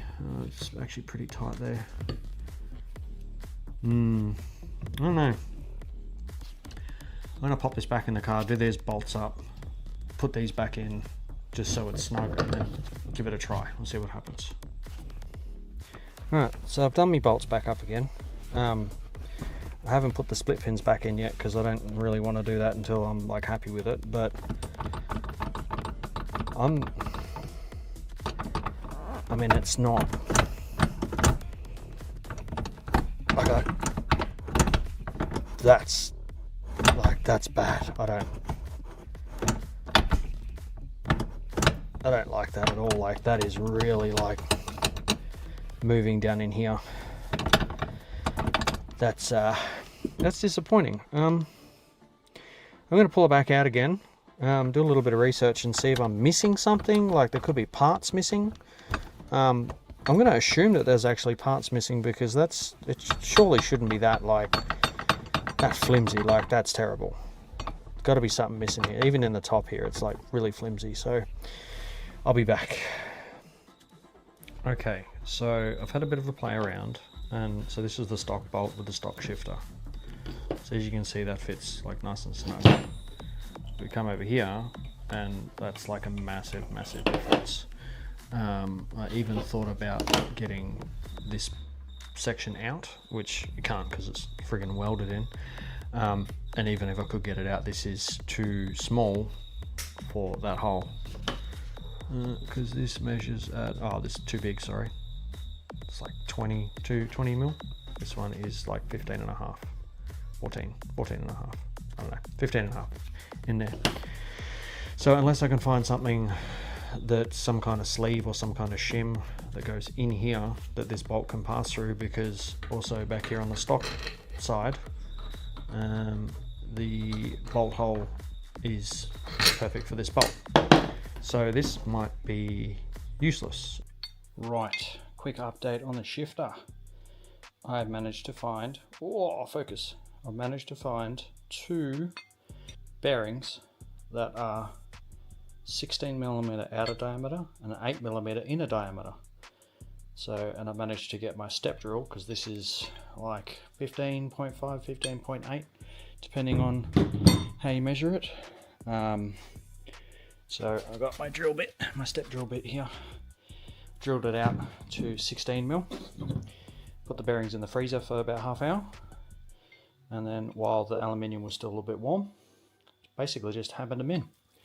I've done a dry run with the bolt, and it goes through. It's very snug, even more snug than standard. It does go through. So I will put this on, and then we'll give it a go. And there we have it. It's all on.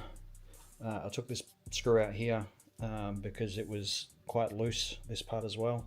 And once again, like, the arm coming off here was say 12mm and the hole was like 14mm, so it was quite, there was a lot of play in it. I just actually got some electrical tape and wrapped it around a few times, probably about 7 times. Put a little bit of bearing grease in there as well. Did the same for the bearing down in here, put a little bit of grease in there, and like that feels so much better. Like, it actually feels like it's solid now, probably better than stock. So now that I've done all that, you see this actually stays up a bit. It doesn't, now that I say that. The other thing I noticed too, like where this washer sits, the arm that comes off here, that this slides over, is probably about 2mm too long. So that's why it was kind of moving around a fair bit. Okay, we're all back in again. That actually now that it's, snug, everything's all good, it actually feels really good. Work through the gears. Reverse. First, second, third, fourth, fifth. It does feel a little shorter, which is odd. Because as I said, like, this part here is actually longer. So I'm not sure exactly how that works. But yeah, that feels really good. Like, I'm pretty happy with that. Bit annoyed that, you know, I had to... Wow, it is what it is. I mean, the bearings, they were... where are we? The bearings were $17 from a place in Hallam. Hallam bearings, I don't know what they're called. Yeah, so the 16mm OD, so outer diameter, and 8mm ID, so inner diameter. And that bolt is like, I think it's 7.8 mil. But yeah, much better now. So I'm going to put the center console back in and the whole thing. I'm going to put everything back in, and then we're going to see what's going on here, because the stock shifter, it just sits over the top. I mean, surely we'll be able to put the Allen key bit back in, and that'll be it. It'll be all good. Yeah, so I'll do that and we'll come back. Okay, now we've come across our first problem. So it's a bit hard to see, but there are little screws down the bottom here you got to slide this into. So that's all good. That's there. But these holes, you can see there's probably about an inch before the screws will touch, like properly. So I pull down on that, pull tight down on that, and it just moves the whole thing around. So, and then this, yeah, that's too tight around that. I'll pull that back out there, so it comes down, and obviously this gets wider. It's a bit hard to see, but it's like gets bigger, and that is obviously the stock shift boot. So unless I make that hole bigger somehow, we're gonna have another issue. But hang on, that's got a bit of rubber there. Bear with me a sec. Okay, so there was this little bit of rubber that was a part of this plastic here that basically, because underneath, I took this whole thing off. I took the boot off, took all of these screws out here, took that whole silver bit off there. So there was a bit of rubber that kind of came, that was sort of zip tied in around here, because that's what's holding on this bit of plastic that comes around it and then comes up through the middle. So I've taken that off, and now that goes all the way down. So I mean, you know, it is what it is. Like, it works now. I can do these screws up down here, and it's, you know, it's not lifting the whole thing off now, which is good. So I'll put these screws back in, center console back in, and then we'll come back. All right, center console's back in. Everything's back together. One other issue that I've found is that this no longer fits now. That hole is now too small to go on here to then screw up so it covers the Allen key bolt nut thing. But I mean, it's, you know, it's on there. It's not coming off. Once again, feels pretty good. I'm pretty happy with how it's come out. Yeah, so I mean, it's not perfect, and I've had to, you know, modify that, change that a little bit, and that's, you know, I think the stock one sort of sat about here, so it also seems a little taller. So I don't understand how it's short shifting, because I mean, it feels to me like first is smaller space between like neutral and first, but then and second. Third's definitely shorter. Yeah, alright, now I'm feeling it. Like that feels... Why did that feel different? Hang on. First, second, third, fourth. Yeah, okay. It feels good. I'm going to have to get back in there later and check it. Make sure it's all still good. Because I still haven't, like, literally, if you can see... where are we? I'm not sure if you can see it there, but see this one here, 33 kilometers. That is literally how far I've driven the car. I've literally not driven it further than that. So, and that was driving it home. And I've done maybe like one small lap of the street. Wait, I'm going in fifth now. Oh, that's interesting. Fourth. There we go, fifth. Yeah, that's good. pretty happy with that. All right, cool. Well, so there you go. That's how you do this particular short shift kit. Yeah, I hope that helps. Any questions, feel free to ask me. I will probably eventually sort of, either... I think I'll probably just get another shifter knob, to be perfectly honest. I mean, it's nice to have this sort of, brushed aluminium style sort of thing. Yeah, I might chuck another one on there, like a weighted one or something. I don't know. What's going on? Welcome to the channel. Something a little bit different for the channel, not so much for me. Today, I'm going to tint a GDI. It's getting super close to me doing some driving in it. This weekend, hopefully, we'll get the aircon done, and I'm going to get the wheel alignment done. And I thought about it. You know what? I wasn't really going to tint this until it was basically ready for rego. And I thought, bugger it, if I'm going to be putting some Ks on it, driving it around, it's meant to be like 35 degrees on the weekend that I am going to be driving it around, like next weekend. So I think, bugger it, might as well, and I'll make a video out of it. So I'm going to go through my process, my personal process of how I tint cars. Every tint is different. At the end of the day, as long as the end result's the same, it doesn't matter how it's done.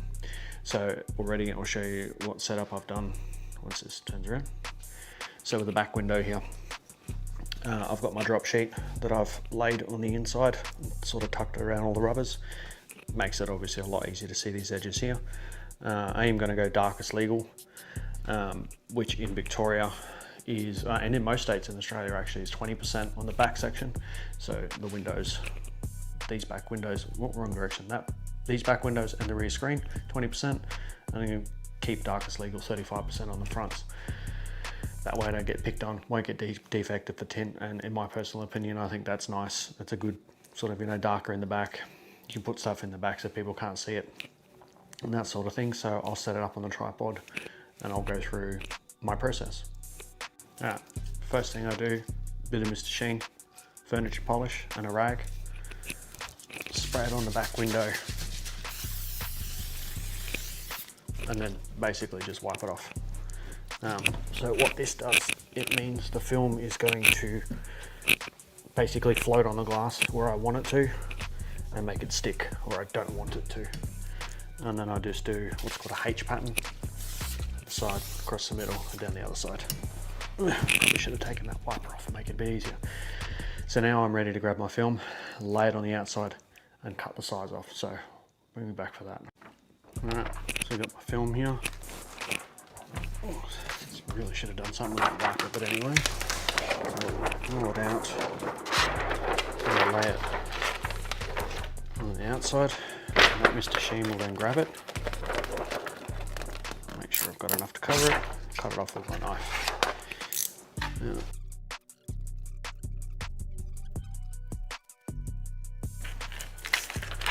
So that's the excess cut off. Now, I'll come over and I'll show you how it's looking. So it's not overhanging the rubbers at all. Covers the whole thing. It's a bit hard to see up on the top there. So the next step is to heat form the film to the shape of the glass. So I think this might have to be a bit of a time-lapse type thing, but the first thing I do before I shrink is I forget my tools.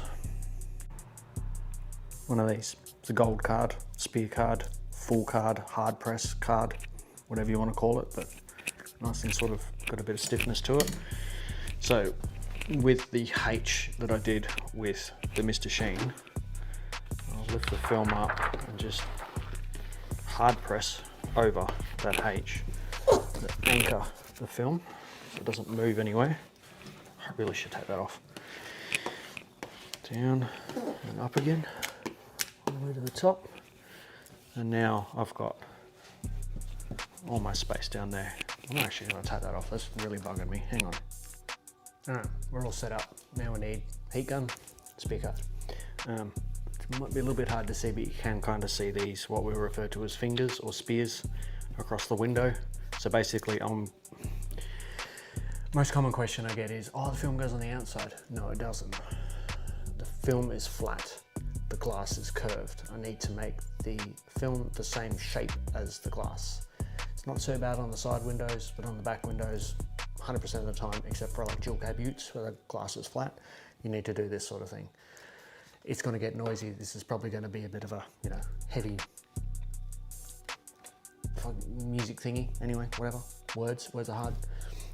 So I'll get going, watch what I do. I'm going to turn the heat gun on and I'll manipulate the film and then go over it with this.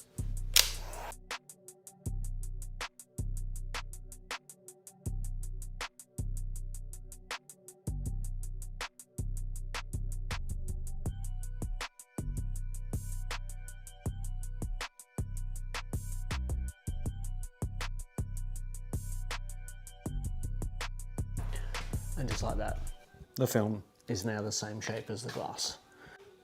Okay, now that's all shrunk up. Next thing I'm going to do is to get my knife, my alpha knife, make sure my blade's nice and sharp, which I wanted to change before I do this. And then I basically just cut around the black microdots. So you can kind of see that on this window here. You see the black edge. So there's a bunch of little dots in there. I'll pop you off so you can see that a bit better. So these little dots here. So basically I'm going to cut the film to right about there. So there's no gap when it's on the inside, but it just covers it enough. So I'll get started doing that. Alright, knife's all ready. The other thing that I've done too is I've put some lights inside so that I can see the edges better. Because obviously being slightly darker film, it's a lot harder to see the edge when it's darker, you know. So grab my knife and I'll cut around the edges. I'll start up here.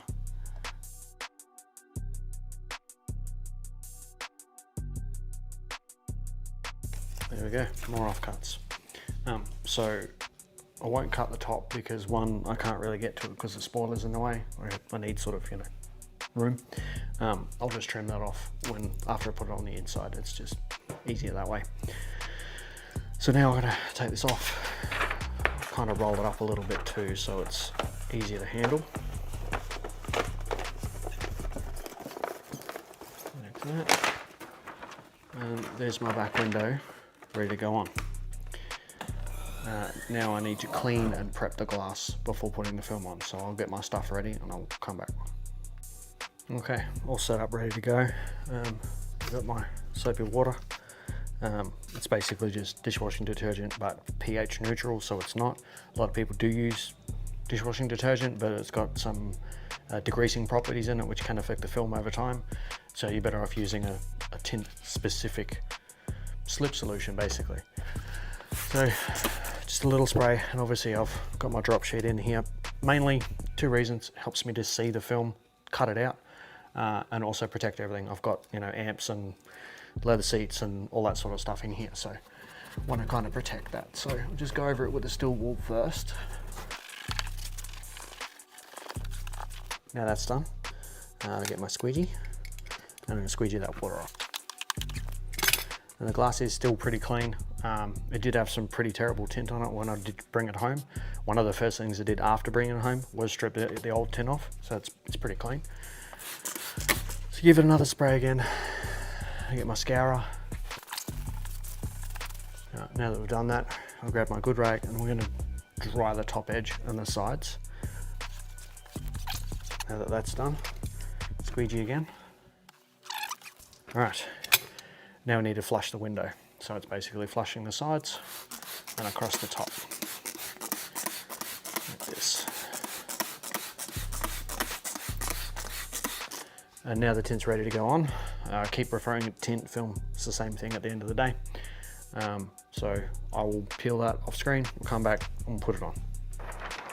Okay, here we go. Pop it on. I'm going to overhang it on the bottom, concentrating on each hand at a time. Paying special attention to the gaps up the top to make sure that there are none. Are you catching on? Go. That's perfect.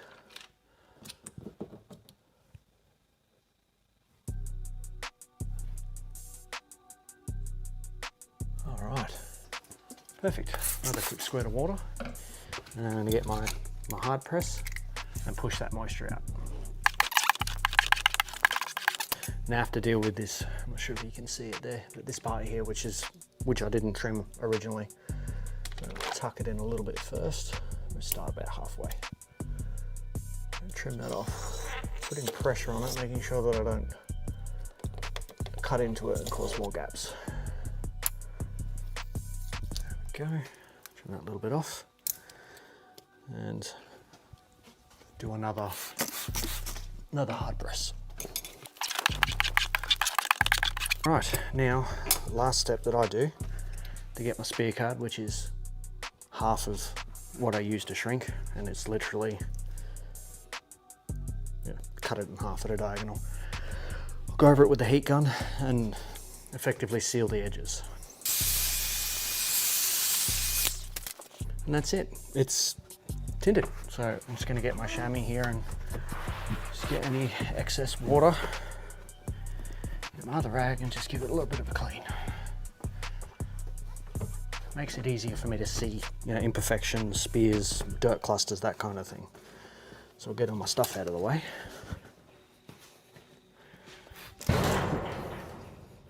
Loud. That's it. And there we have it. Back window's done. It's, it is not easy to see the final product because it's obviously we're inside.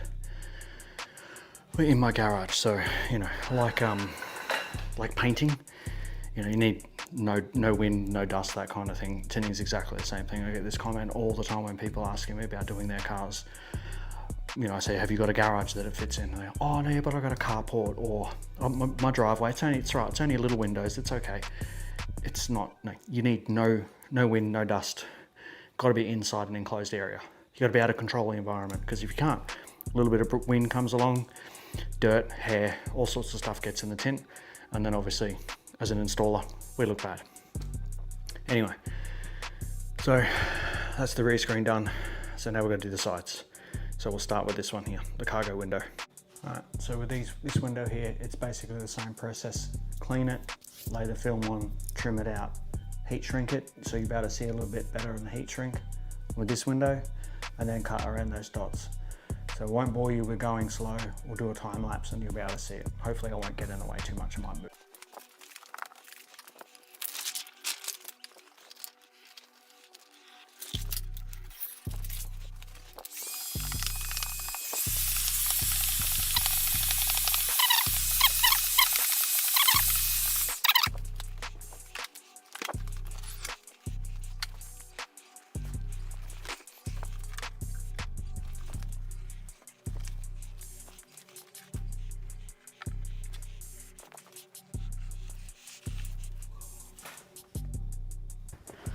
All right, yep, you can see me, hi.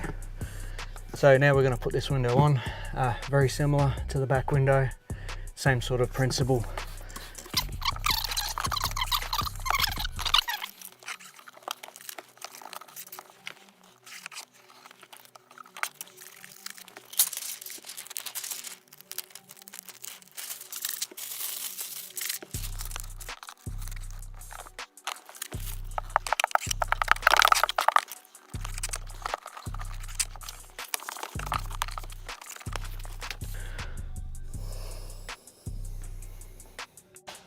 All right, now we're on to the front one. Same sort of thing, another time lapse again. You get the idea by now.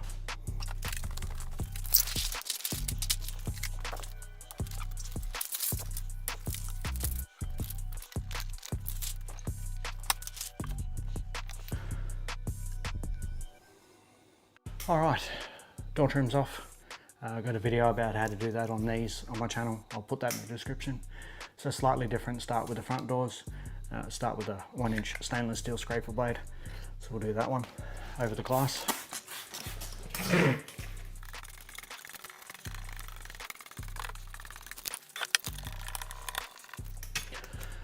Now we scrub with our scourer.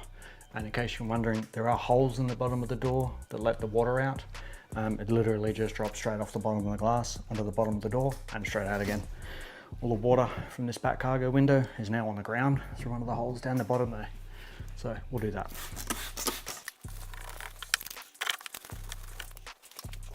forgot my chamois. So once I've done that, I'll dry my top edge of the window. I don't accidentally bump it with the film. Get my good rag. Squidgy. Now we get the tint ready.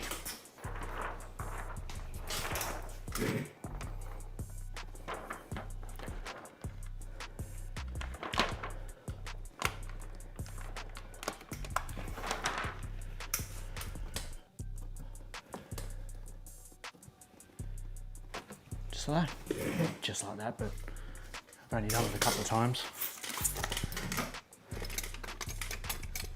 I can find it. Get out. Hard press. Spear card. Now comes the tricky part, which I still occasionally stuff up. A lot of guys, what they'll use, especially in the States, is they'll use a great big file. I do have a file, but I generally only use it for windows that go along and then cut down. Otherwise, just a knife blade, we're gonna trim.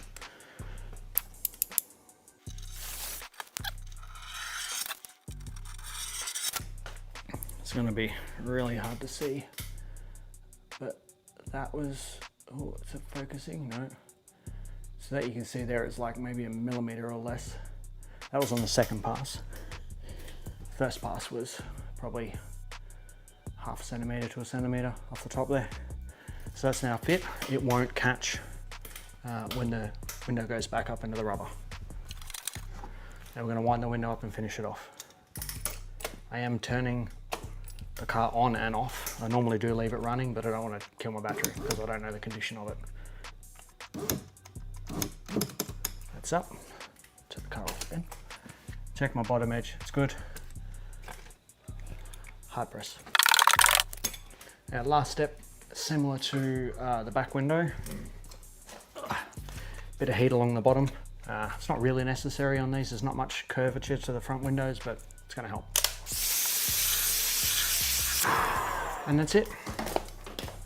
That's the driver's front window done. Yeah, I don't know what else to say. I'm not going to take you through doing the other side because obviously it's the same thing, just on the passenger side, and I need to turn the car around because obviously it's facing this way. I can't access the passenger side at the moment. So I've got to move a bunch of cars out of the way, take it out, turn it around, bring it back in again. I'll finish the other side and then I'll come back and show you the final product. And there we have it, all done. So as I was saying, it's got darkest legal, 35% on the fronts. In my opinion, you don't really want to go too much darker than that because then you'll start having issues seeing driveways and gutters and stuff at night time. And we've got the 20% on the back section, which, as I said in the beginning, darkest legal, will pass roadworthy. It's nice and dark, I quite like that. The wife's car, same deal, same on that. Yeah, tripping over stuff. So that's it, it's all done. I am going to leave the door trims off for now because I'm going to redo the fabric on the door cards because it's all manky and stuff, so I'm going to redo that, make it look all better. Oh, look at that tailgate in the background. That's that tailgate I got off Baz, legend. Stripped it down, got all the stuff I needed off it. I'm just going to hang it there for a while. It's always handy to have a couple of spares. Alright, so that's it for me this week, this video. Now you understand my process and or a process of tinting a car. If you're local to Melbourne, you got a GTI, you want it tinted, let me know, drop me a message. I'm on the, don't forget, I also admin the Proton Satria Australia GTI Facebook page. Shoot me a message down there if you want me to come and do it. If you're relatively local, I'll come to you. If not, you can come and hang out and we'll do it here. Anyway, have a good weekend, a good week, good day, good night, whatever you're doing when you're watching this. See you later. Uru.